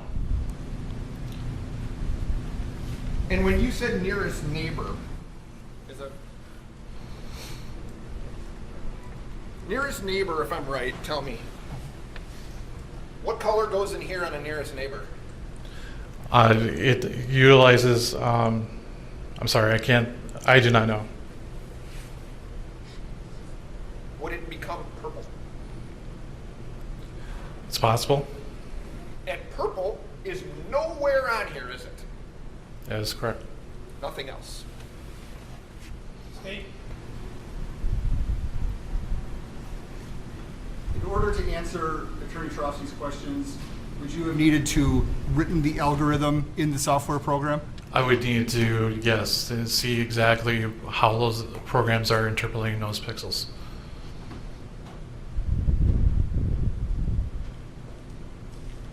Do you ever check the enlarged image against the original image and see if there are consistencies? Yes, we can certainly compare the original to the enhanced version. And is your work, and were these images and your work on these images peer reviewed by another forensic imaging specialist? Yes, that's correct. Nothing further. Judge, on that, I have a motion, but I don't have anything else to ask. You can step down, sir. Judge, based on his testimony, so what the state is trying to do is introduce a photograph that has been enlarged where this person, Mr. Armstrong, cannot testify that in fact colors weren't added that weren't there originally. And the photograph, I'm going to tell the court that the photograph that the state intends to offer, I believe they will be arguing, shows Mr. Rittenhouse doing something with his firearm. If it is not the same as the original and colors were added to that, that is a distortion of what in fact the original photograph was. It should not be admitted because it's not relevant if he can't testify, and there's been no appropriate foundation that in fact it should be admitted if he can't testify that it didn't add colors, that colors that originally weren't there still aren't there. And I think under the circumstances, based on the evidence that you've heard today, you should not admit those photographs because they are not what I would consider to be mirror images of what the original photograph was. Judge, all due respect to your honor, I think the defense is trying to take advantage of your lack of knowledge about technology, which you've expressed. With the defense argument, you could never have an enlarged digital picture. All of Nathan, and I understand we didn't object to them, but all of Nathan DeBruin's pictures that he brought in on his own on these prints are enlarged digital images. If the defense is now trying to argue that enlarged digital images are not reliable, I mean, it's first of all hypocritical, but second of all, this is just not the age we're in. We are in an age where software is able to enlarge and do things. And yes, this image, we believe, although blurry because of the enlargement, does show, in rebuttal to Mr. Rittenhouse's testimony, does show him pointing his gun at individuals just before Mr. Rosenbaum chases him. The defense, this is clear in the drone video. We pointed it out in the drone video. The defendant denied it. This is an enlargement of that drone video so that we can see a better picture of it. This whole canard of adding pixels and changing color is a dishonest argument, and I believe the defense knows that. Their expert used a very similar software to zoom in and edit and change things, because if these things are reliable, and they are reliable, and that this is what is used by by forensic imaging, forensic scientists, it's the industry standard. So if we're going to say that no technology can be brought in, no enlarged images can ever be brought in, that is a ridiculous standard. And we've heard from two experts now about how these algorithms are used and what they do. And simply because this evidence may be not beneficial to their client, and in fact show their client is lying, they're stooping to this level to try and keep it out. And to me, I think making a dishonest argument based on a number of forensic scientists that have emailed me to discuss this issue with the Apple zooming, which I think was also a very similarly, I don't want to say dishonest, but inaccurate argument, simply trying to keep out these enlarged or cleaned up images that show that their client is lying. He pointed a gun before Joseph Rosenbaum chased him. And this is a rebuttal. This is rebuttal evidence. This is based on someone trained in this area who uses software that is certified in this area. He's trained in this area. This is what these forensic image specialists do. And it's peer-reviewed by other forensic images, which, frankly, Dr. Black's was not. And so this is actually a much higher standard than the evidence that Dr. Black got in. I understand we didn't object. But for them to have an expert come in, use a very similar software to do similar things, and then try to pretend this is all voodoo magic is preposterous. And Well, wait a minute. A couple of things. Number one, you know, this happens sometimes. Lawyers sit there during the trial and all kinds of stuff comes in and out, and there's no objection raised. And then when there is an objection raised, the party says, well, this went on before in the trial and it was admitted. And I think, okay, but there wasn't an objection. So it was never scrutinized by the court. It just came in. That's number one. Number two, you're the proponent of the evidence. You have the burden of proof. They don't have to disprove the accuracy of this. You have to prove it. Number three, the witness was just here, and when he's asked, what does it depict in terms of whether the color is going to change or to what color, he says, I don't know. Now, this is the person who is providing your information to support your claim that it is an accurate depiction. I will tell you that I totally agree with your comment about my lack of familiarity with these concepts. Although logic, I have some logical skills, and when you start adding, if I take this piece of paper and I start drawing squares on it, and and then I decide I'm going to put it on a bigger piece of paper, and I want to expand them, but I do it by creating even more squares, and I don't know what's going to go into those other squares. I mean, this is difficult a concept for me, yes. I understand. You know, the fact that I can blow something up on my phone and that it's accurate on my phone doesn't mean that the particular program used by the crime lab is doing an accurate job of increasing the size of the image. Well, this is an accredited lab using software What does that mean to me? What does that mean to me? What does peer-reviewed mean to me? If you haven't presented any evidence as to the science or as to the algorithm that's involved, Judge, no,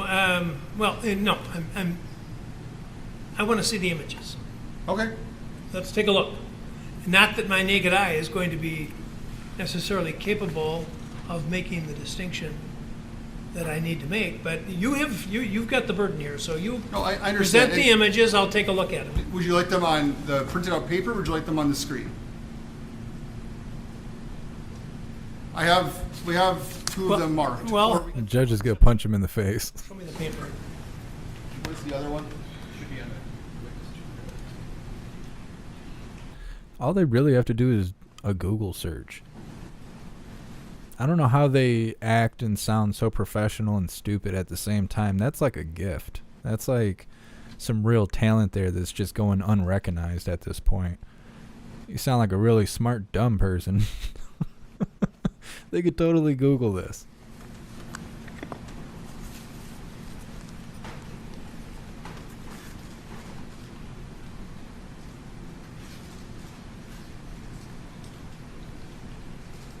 The judge, he's like, I don't know what the hell I'm looking at. He's like, it just looks like a picture of your wiener. I don't understand. Yeah, you better put them up. I can't make anything out of these at all. Can you please put up the first exhibit? Stutes.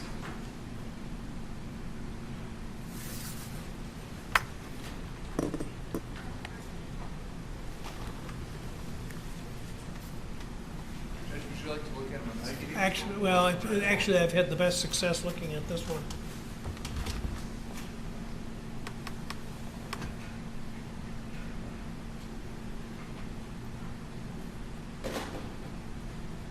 Now, what is this depicting? Judge, this is a image from the drone video. It's the exact area where Mr. Rittenhouse looked and denied that that is him holding his weapon, pointing it at the Zeminskis. Okay, now you tell me, where's Zeminski, where's the defendant, where's? Zeminski is off screen because we asked it to be cropped. I beg your pardon? Zeminski is, I believe, off screen. The defendant is right under the sign, right in front of what would be the pole holding up the sign. And right next to him is the fire extinguisher that, as opposed to his actual testimony, is seen on the drone video gently placing on the ground. He then immediately raises up and raises his firearm and points it at the Zeminskis. The defendant denied this even after watching the drone video. This is a blown up image. Obviously it's blurry because it is blown up, but you can see the black firearm being held in his two hands, albeit it is blurry.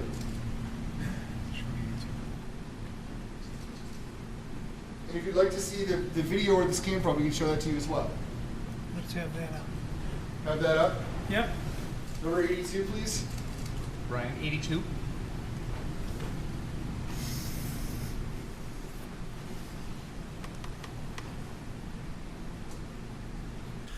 It sounds like they're trying to show the jury some sort of still image from a video that makes Kyle look like a bad guy. I don't know. It's stupid. You're going to sit here and look at oversized, pixelated photos to try and determine if Kyle is a good or a bad person after all that's happened in this last 2 weeks or however long we've been doing this. Judge, if you look in that Leave it to the that- pixelated photo to make the decision. It's clear on the 4K TV, which is why I believe the defense brought that in. Clear what? It's clear on the 4K TV, which is the one the defense brought in, but the area where that enhances is as the video begins. Turn it this way. As the video begins, if you look under that sign, you will see the defendant step into view. He gently places his fire extinguisher on the ground. Talking about right here, Your Honor. And then he raises up and points his weapon at the Zeminskis, who I believe you can see once this light, traffic light's out of the way.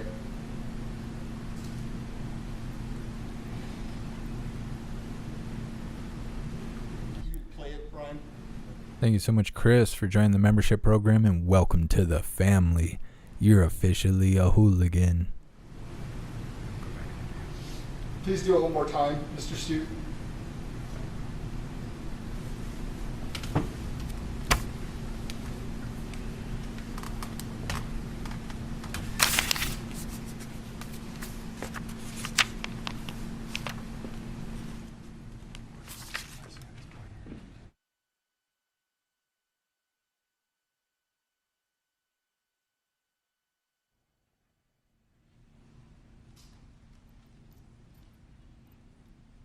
Hydrodynamic. Are they trying to piss off the judge? I don't know if they're trying to, but they're pretty good at it. I know that. That's like another one of their skills. They should list that on the website, put it on their resume. Can piss off a judge like no other.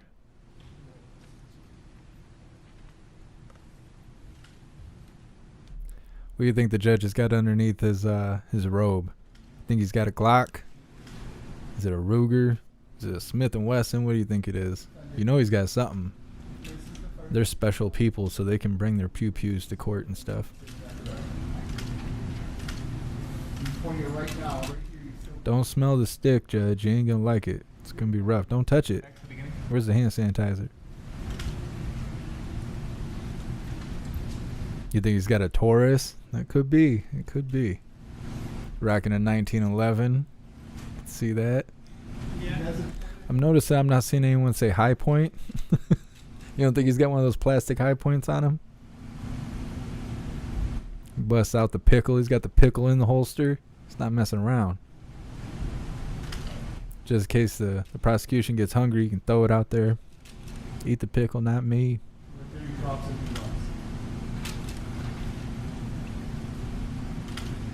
think he's got Smith & Wesson 357. It's got like a 16-inch barrel on it. He pulls it out. It comes untucked from his sock.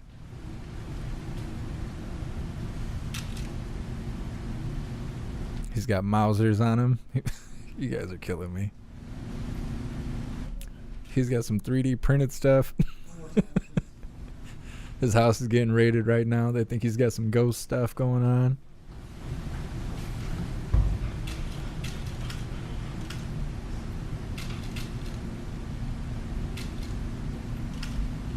He's got a water gun. It's got liquidated Molly Ranchers in it. He's tired of messing around with these people. Just a couple squirts. Gets back in it. Alright, well, I think what I'm going to do is allow it, and that is subject to the witness is going to be cross-examined in front of the jury, and they'll have to make up their own decision.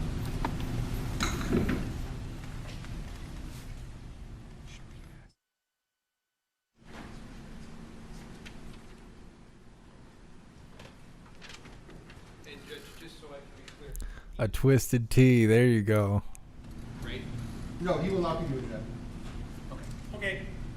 Should I clean that off and start with a new one? Yeah. Just so I'm not-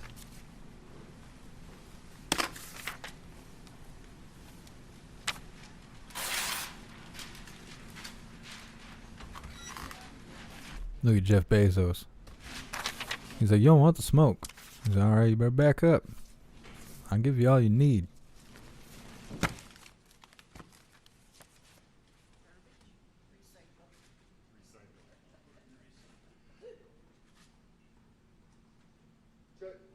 Yeah, XRP, this is really reaching here. Witness. We were just made aware of a couple issues with the defendant's testimony. We believe we could potentially get a witness here this afternoon to rebut it. We were just made aware of it.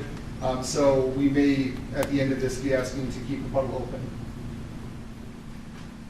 So when?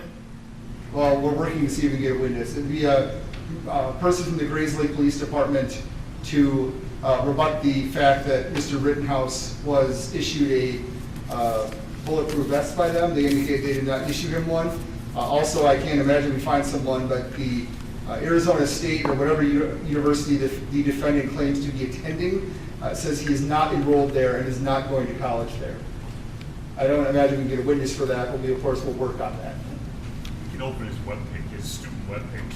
So, Well, this- I'm not going to cut off their right to yeah. rebuttal. All right, are we ready for the jury? Yes. Okay. Oh, now they're just being petty Freddy now. Yeah, well, we don't expect anything less out of those people. Thank you so much, David, for joining the membership program, and welcome to the family. You're officially a hooligan. And thank you so much, MKT, for 3 months strong in the membership program. You're officially a hooligan.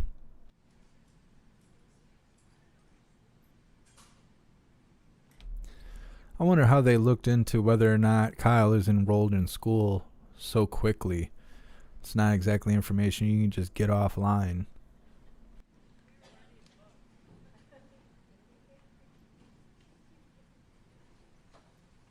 They're being super petty. Try and figure out where he got a vest from. Like, how would anybody know? You can order that stuff offline. They'd have to really look into it. Like, if I ordered one, they would have to debate whether or not me as a person got it or Jeff Mack got it, what website it came from, what kind of credit card I used. They're ridiculous right now. Over there playing with their pickles.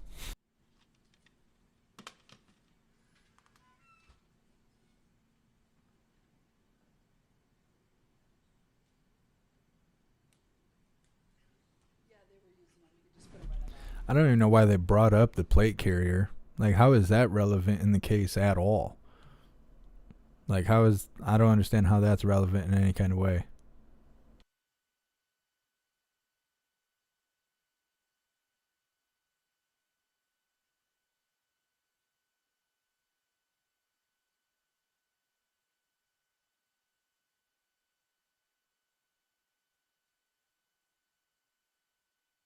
Let's continue. At this time, the defense would move into Exhibit 142 and 140, and we would rest. All right, any objection to 142 and 140? Subject to final review of 142, no. All right, received. Did you wish to present rebuttal? Yes, the state would call James Armstrong to the stand.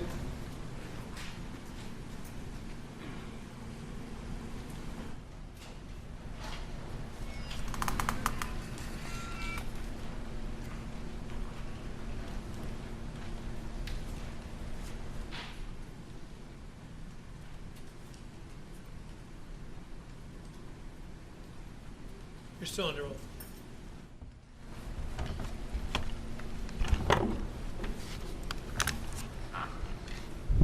Welcome back, Mr. Armstrong. Thank you. You testified a few days ago about some videos from a drone footage that were entered into evidence. Yes. Did you do any additional work on that drone footage? Yes, it was requested that I enhance a person near a vehicle underneath a sign.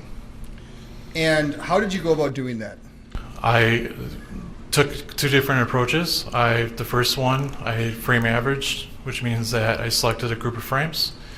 From there, frame average.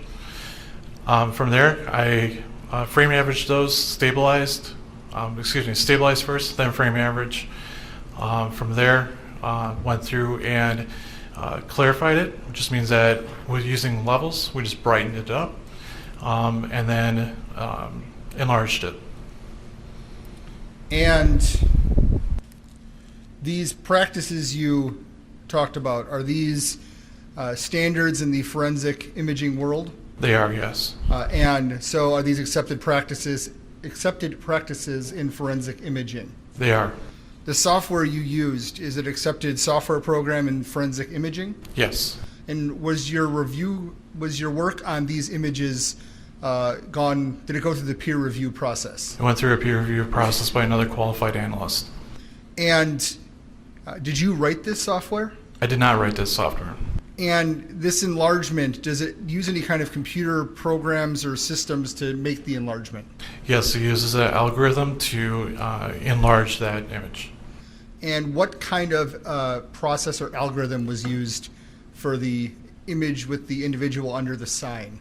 For the image underneath the sign, the image that is on towards the left, a smart resize, and then the image on the right was bicubic.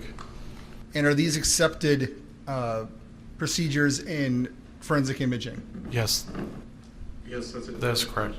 And did you write the algorithms that do these procedures? I did not, no. So do you know the actual specifics of how the algorithms work? I do not, no. But they're part of a software program that is accepted in use in forensic imaging. Yes, that is correct.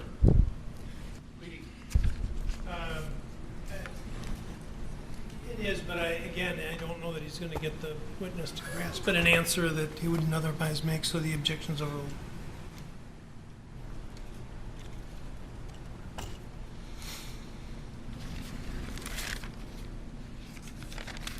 What is the software that you used?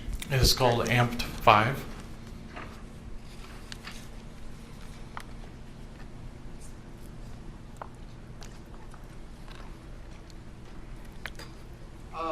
We've heard some testimony today about a software program called Input Ace. Is that a similar software program, to the best of your knowledge, to Amped 5? To the best of my knowledge, yes. To the best of your knowledge, did the crime lab have to choose between those two as to which software they would use? Yes, the Amp 5 was chosen. Were you part of that process? I was only part of the process of making a recommendation. Is that what you recommended? That was my choice, yes. Sorry? Relevance. It's relevant. That was my choice.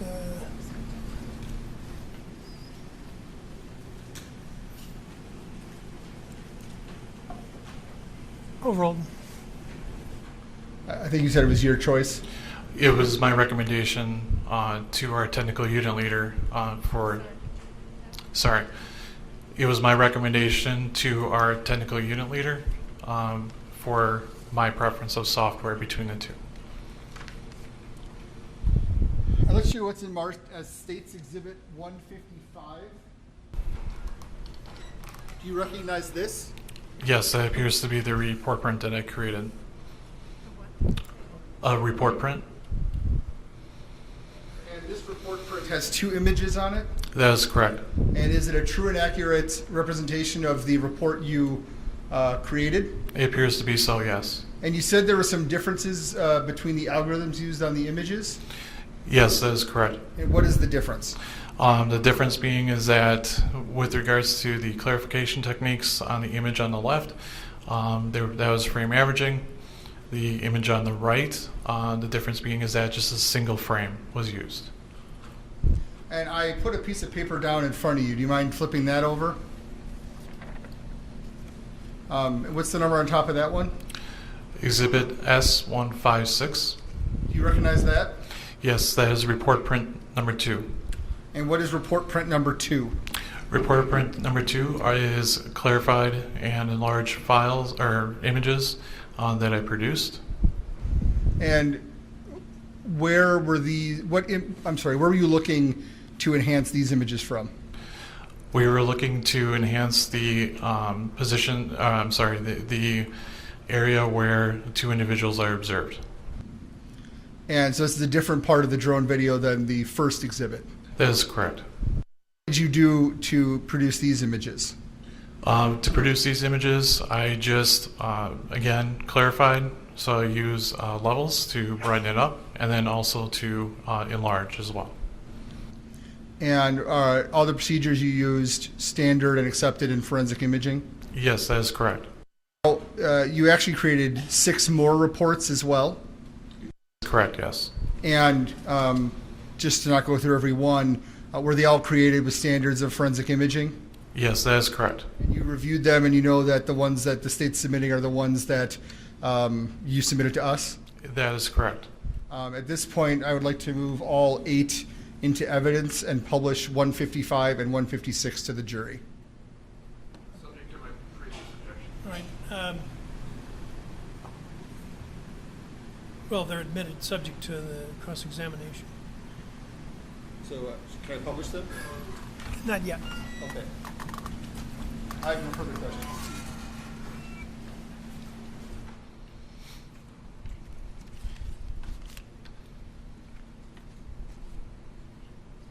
Thank you so much, DPR, for joining the membership program, and welcome to the family.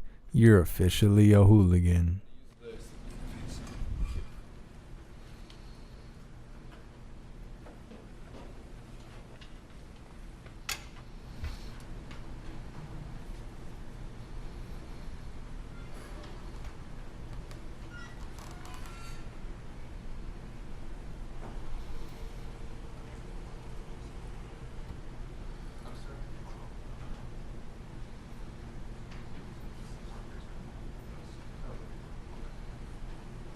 Sir, you can't see this, can you?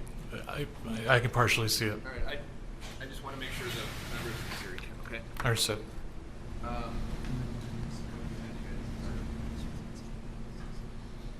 So,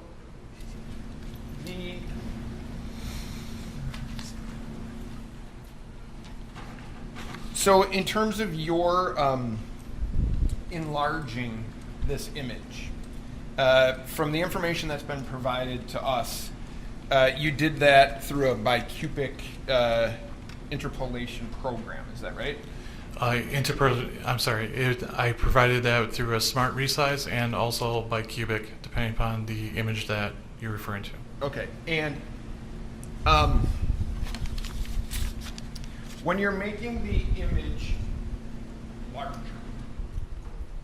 you're adding pixels to that image, is that right? That is correct. Okay. So my question to you, in terms of your work on this, is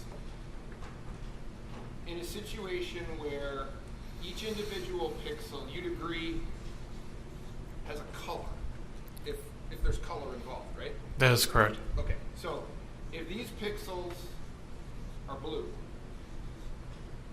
and we know from the original that these pixels are red, when you're expanding the image, you're adding pixels, correct? You are adding pixels, yes. You don't know when you're adding and enlarging that and adding pixels, you don't know what color you're adding to these pixels, is that right? I do not know the interpolation, the algorithm what it exactly is doing when it's adding those pixels. There are programs, if I'm right, are there programs that would just default it blue, even though it might not be? I do not know. Do you know if there's programs that would take the blue pixel and the red pixel, combine them, and make a color purple when it's actually not purple? I do not know.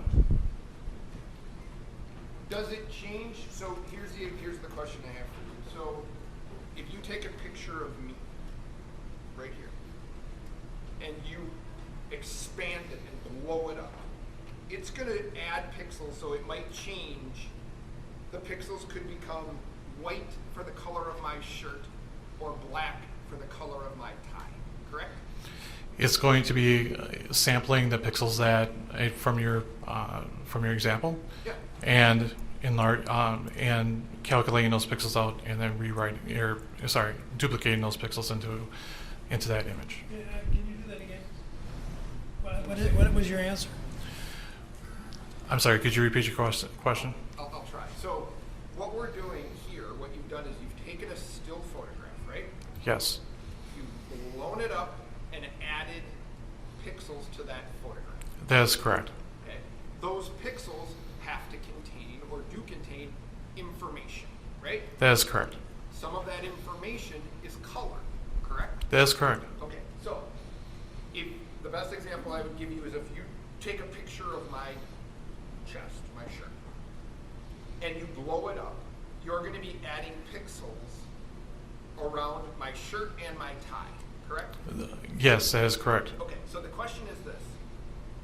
In terms of the accuracy of that enlarged image, you don't know whether those pixels are black for my tie or white for my shirt, right? I cannot speak to the algorithm that's being used and how it's interpreting it. And that, to be fair, that could distort or not make an accurate picture of what we're seeing, right? It's possible. Right. So the images, and when we're looking at smaller images that are blown up, adding color that's not actually there can make the photograph not accurate, right? But all the steps that were taken are repeatable. So what does that have to do with the fact that you don't know what the colors are added? You don't know the colors that are added, so how do you know that's accurate? I do not know to the algorithm and how it's using it. So when we're doing that on small images, like a marker in my hand or something like that, and you want to see what this is from a far distance away, it might be adding color that's not actually there, right? It may be. So the image that we're asking people to look at might not actually be an accurate representation of the original image. True? It's possible.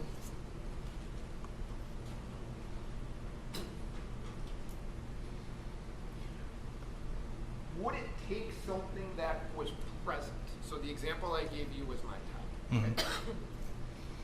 If you expand that, is it going to add more black pixels? It will add, no, it will not It will not add any more detail than what is originally there.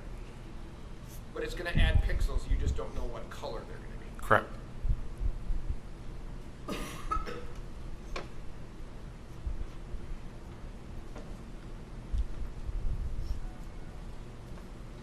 Is it more difficult to do that in situations where you're further away, meaning the distance from the photograph? The further the distance from the photograph, the more difficult it is, or the more pixels that need to be added to blow it up, We're right? saying more distant from the photograph, you mean the object depicted? Yep. Sorry, yep. So the object depicted in the photograph, the further away that is, the more pixels need to be added when you enlarge it, right? Correct, if you wanted to enlarge it, yes. And the more pixels that are added, the more availability there is for distortion in terms of the color in those pixels, correct? In terms of the color, it's possible. And would that be also true? Would that be true for the size? I think I asked you this, but I'm trying to figure this out. The size of the image that you're trying to make larger. So the bigger the image in the photograph, the easier it is to enlarge. There's more information. There's more pixels that are present to enlarge in that area. Okay. So if I, for example, was if I had something on my clothing and you enlarged it, would that make the thing on my clothing more pronounced? It may not, no. Would it make it less pronounced? It may not. It may keep it the same even though the photograph is bigger? It does not, interpolation does not add detail. So if you are enlarging something on your clothing, all it's doing is making that image larger. The detail that may or may not be there is not added. You're not adding additional detail to that image. You're just adding unknown information. Yes. No, you're not adding unknown information. You're adding, you're interpolating those pixels and you're adding those particular pixels. Right, and those pixels contain information. Yes. And that information contains color. Yes. And you're not sure whether or not how that color scheme works in that situation, right? I do not know. Okay. Sir, thanks for your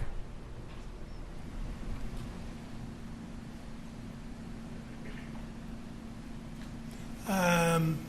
Mr. Kraus?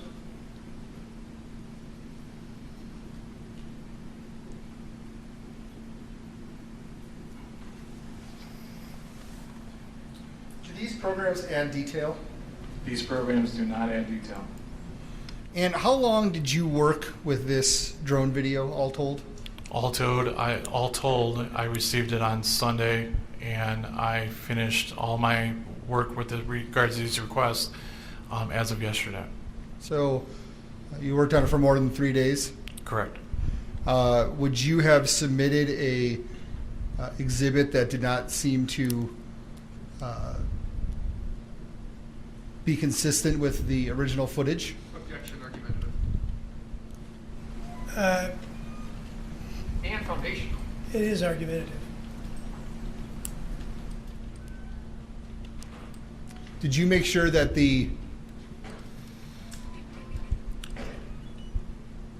if the reports that you identified were not consistent with the drone footage that you become familiar with, would you have produced them? I would not have produced them if there was any information in there that did not seem accurate to me. So you do compare it to the original? I did not compare it to the original in this instance, no.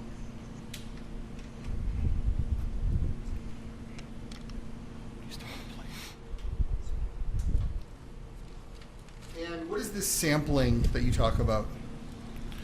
The bicubic and smart resize. Yes. Those are two different algorithms that use to interpolate that information. So do these algorithms look at, so let me ask this way. On a digital photograph, to make it bigger, do you have to add pixels? You do have to add pixels, yes. So if I take a photo from my phone and I want it on a 5x7, I'd be adding pixels to it. You would be. So this is something that's commonly done to photographs. It is, yes. Now, these algorithms, how do they know, to the best of your knowledge, how to add the pixels? To my best of my knowledge, it depends on the algorithm, and that's the extent of my expertise on that. So what is the sampling process? The sampling process is looking at the pixels and providing more data to that file. So it looks at the pixels and looks at what's around it, and that's how it adds the pixels. That is correct. So it's not just arbitrarily choosing colors to put in. Not to my knowledge.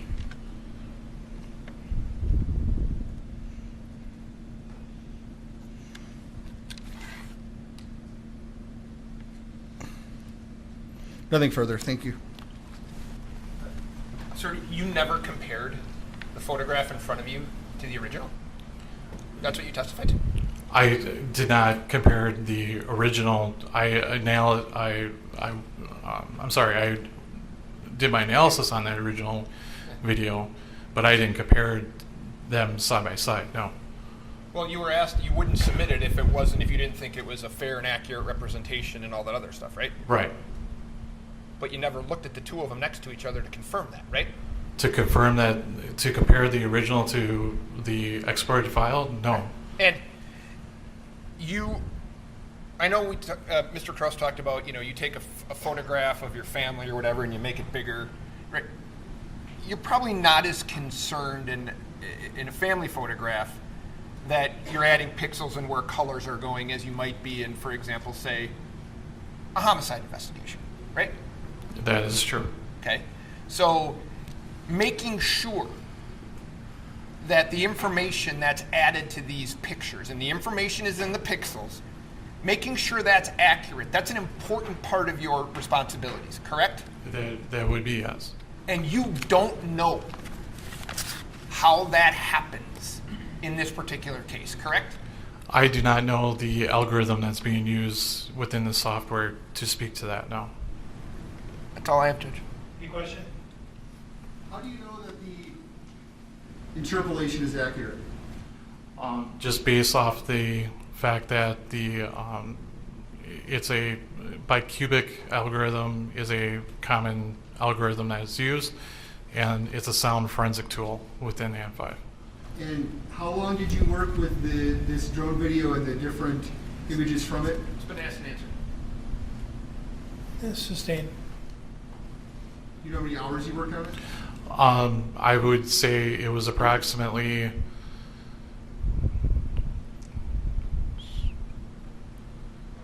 approximately 20 hours. Nothing further. Question? I don't. You may step down, sir. We have no further rebuttal witnesses. Any other evidence? Judge, I would move that the exhibits be accepted and published as previously requested. Any objection? The same objection that I noted. All right. It'll be received and published. Did you have some for publication too, or was that done? That was completed? Yes. Okay. All right then. Folks, the evidence is closed, and I'm going to ask that you return to my... Judge, we gotta publish the my exhibits. yes, you do. Go ahead. Can we get the screens on? Did you... Hey.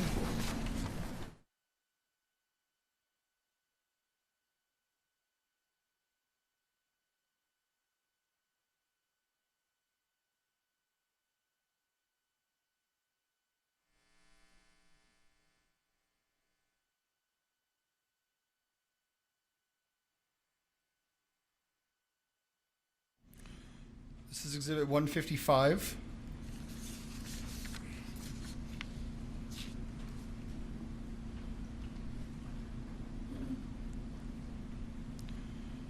And now please exhibit 156.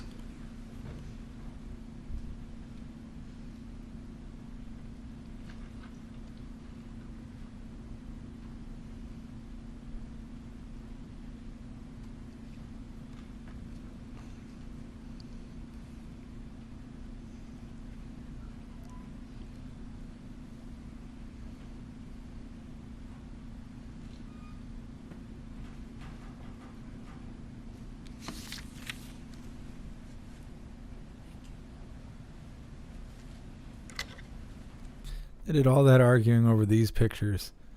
Can't even see nothing. Claim it? It looks like abstract art. All right, that's all. Thank you, Judge. All right. All right, folks, the evidence is closed, and well, you know what? I want to talk to you lawyers for a moment. I guess I'll ask you to step into the library for just a second. And please don't talk about the case.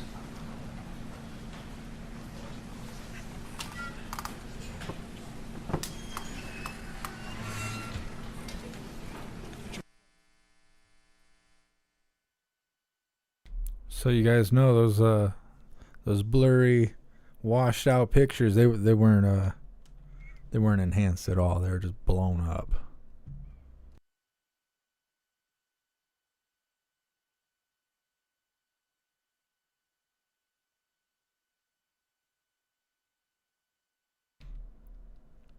Michael, don't talk down on Hunter's art. That definitely is what it could have been. I can't believe we've been sitting here for like an hour and a half for them talking about those pictures. That's not going to persuade anybody any kind of way. All right, now you have driven me into submission with your request to argue on Monday, but I'm going to extract something in exchange, which is a cap on the length of your arguments. I figure, well, first of all, we're going to do a more involved discussion on instructions and verdicts. Are there going to be any charges submitted to the jury other than what is in the information? Yes? The state will ask for that, yes. How many additional charges are you going to submit? Or request to submit? I'm not sure if we finalized our request. Certainly, on count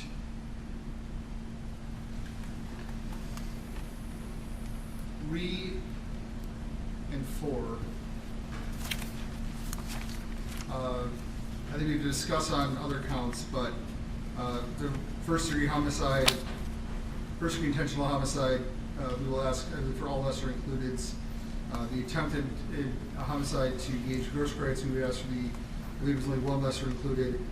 We are not inclined to ask for lesser includeds on the reckless endangering safety charges. At this moment, we're not inclined to ask for lesser includeds on count 1 to Mr. Rosenbaum, but I think we need to discuss that more fully. Okay. Are there going to be any special instructions other than what you've already submitted and the 6th count affirmative defense instruction from either side? I believe the state will be asking, we got to discuss this more, but I believe we'll be asking for the provocation instruction. 805, I believe. Okay, yeah, okay. Well, the reason I'm asking right now, I'm not going to hold you to this, is that I figure that the instruction probably will take 45 minutes, I would think. To read them to the jury? Yeah. Yes, I would say. I would say easily. And so that leaves how much of the day, since you scared me off from tomorrow because you said, well, the jury will be worn out by the time we get there. So I think, well, I don't want to wear them out on Monday either. So if I'm going to be instructing them for 45 minutes or an hour, that takes us to 10, 10:30, 10:15 anyway, 10:30.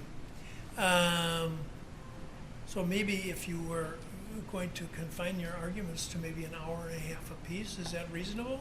Very. I'd request Total time. including rebuttal. Yeah. Total time. The state is going to need 2 hours for our primary and I'd say half an hour for rebuttal, Your Honor. You know, I had the good fortune to be across the street neighbor, living across the street to the late Kenneth Grube, United States District Judge, when I was a lad. And Judge Grube is famous for his statement that the brain cannot absorb what the seat cannot endure. And if you don't like that advice, President Roosevelt, one of the renowned speakers of the 30s and 40s, when asked by his son for some advice on speaking, said, be sincere, be brief, and be seated. And so the message is loud and clear. Are you saying 2.5 hours to argue your case? I'm saying that I think that the initial closing may take up to 2 hours. I'm not going to aim for 2 hours, Your Honor. Obviously, I understand that, but I want to have the freedom. There are a lot of videos, and we're going to be showing them. So there's going to need to be time for that. It's not just going to be standing up droning for 2 hours, but there's going to be time when we're going to need several minutes, I don't even know, probably 30 minutes worth of video that they may be watching at various times, which no one's going to be talking, it'll just be playing them. And I certainly don't want to be in a situation where our allotted time for closings, you propose an hour and a half, for example, we do an hour and 10 minutes or whatever to save 20 for rebuttal. I can't possibly budget rebuttal time because I don't know what the rebuttal is going to be. So I'd like that. We can put a cap of 30 minutes or something on it, but I don't want that to come out of the first closing period of time, and I don't want to be limited. I don't want to have to budget that right now out of that first closing time. So if the court is disinclined to go along with that, then I would propose an hour and a half for our primary closing, an hour and a half for the defense, and then a maximum of 30 minutes for rebuttal. They should get no more time than us. Well, they won't. Okay. They won't. Whatever the time No. the court says, Yeah. I'll deal with it. I think an hour and a half is adequate.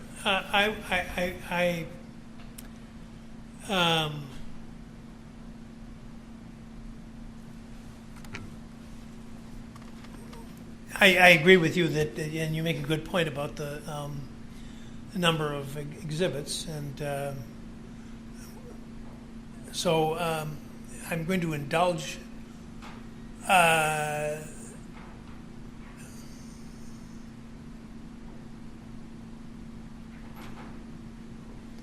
total time of 2.5 hours each side. But with that, I'm usually pretty permissive when people go a little bit longer than they should. I note it to the jury so that the jurors can make their own. If they get annoyed, they get annoyed. But I just warn the people. But I'm going to be a little bit tougher, and I may tell you to just sit down in mid-sentence if it keeps going. No, seriously. I did it to one of your one of the DAs that in the last several sequences, and in mid-sentence. So 2.5 hours per side, and yours is to allocate as you wish. So we need to come back tomorrow. Tonight, you may send me your proposals for lesser included and any special instructions or the numbers of those you want. Well, let's get the jurors in, then we'll take care of these details. Good Lord. This guy cries about every little thing. He needs 2.5 hours to continue crying for what he's been crying about for the last 2 weeks, which is absolutely nothing. He's going to basically present the case as he has over and over again every single day for the last 2.5 hours of this trial. Stupid. And then he wants to enhance the charges. He wants to add more charges in. This guy. That's the kind of person that like throws a quarter in the well and then walks around and starts telling everybody what he's going to do with his new Lamborghini that he just wished for. where he's going to park it and this, that, and the other. This guy is ridiculous.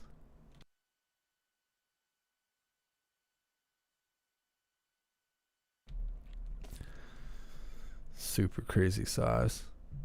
I don't think he has a case to begin with. I don't know why he's talking about adding charges.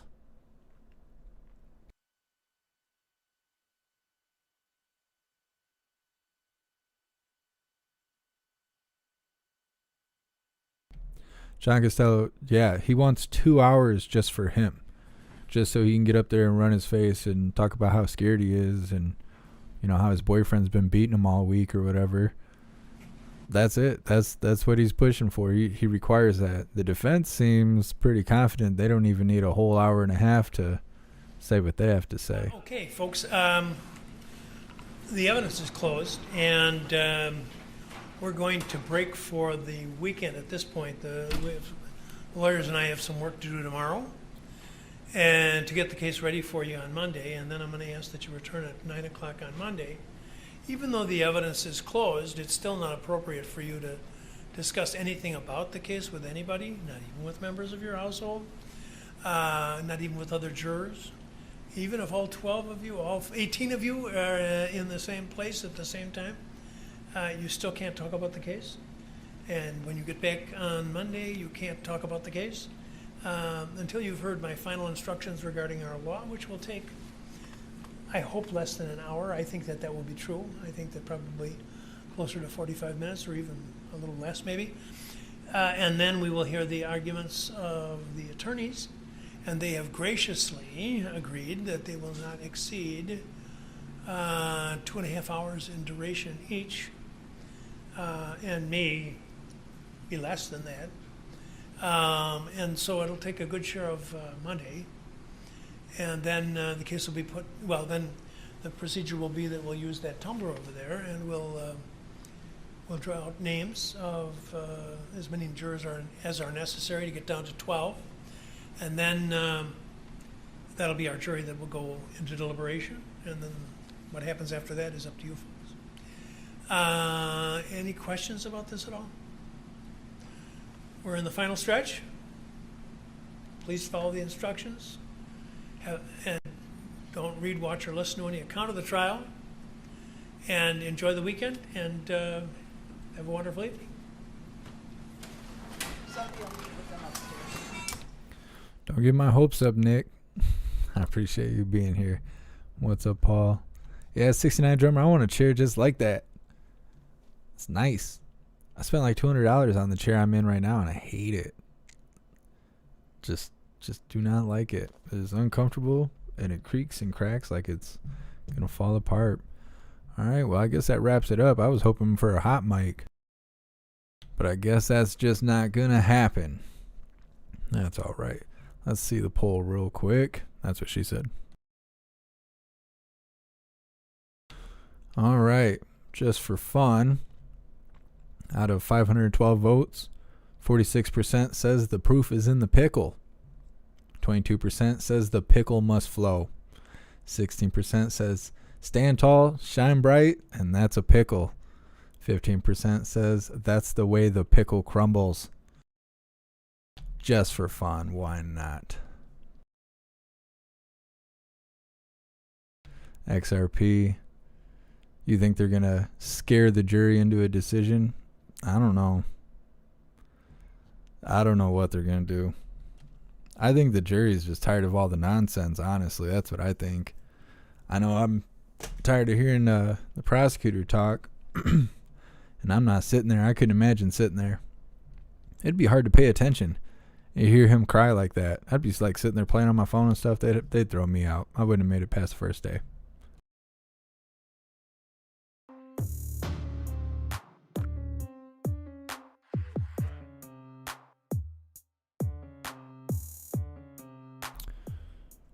Germ, what are we going to do tomorrow when there's no trial? We will probably cover whatever the White House has going on and anything else going on. If there's any protesting or civil unrest or heavy crime by anybody on the live stream, we'll be there to cover it because that's what we do. But I assume we will be covering the White House live briefing tomorrow, whatever they have going on. I don't know till 8:30 in the morning what they have going on at the White House. That's when they post the schedule, well, about 8 o'clock. So I try to wake up to check their schedule and whatnot. So we'll see what they have going on. I'll post in the Discord what we plan on covering.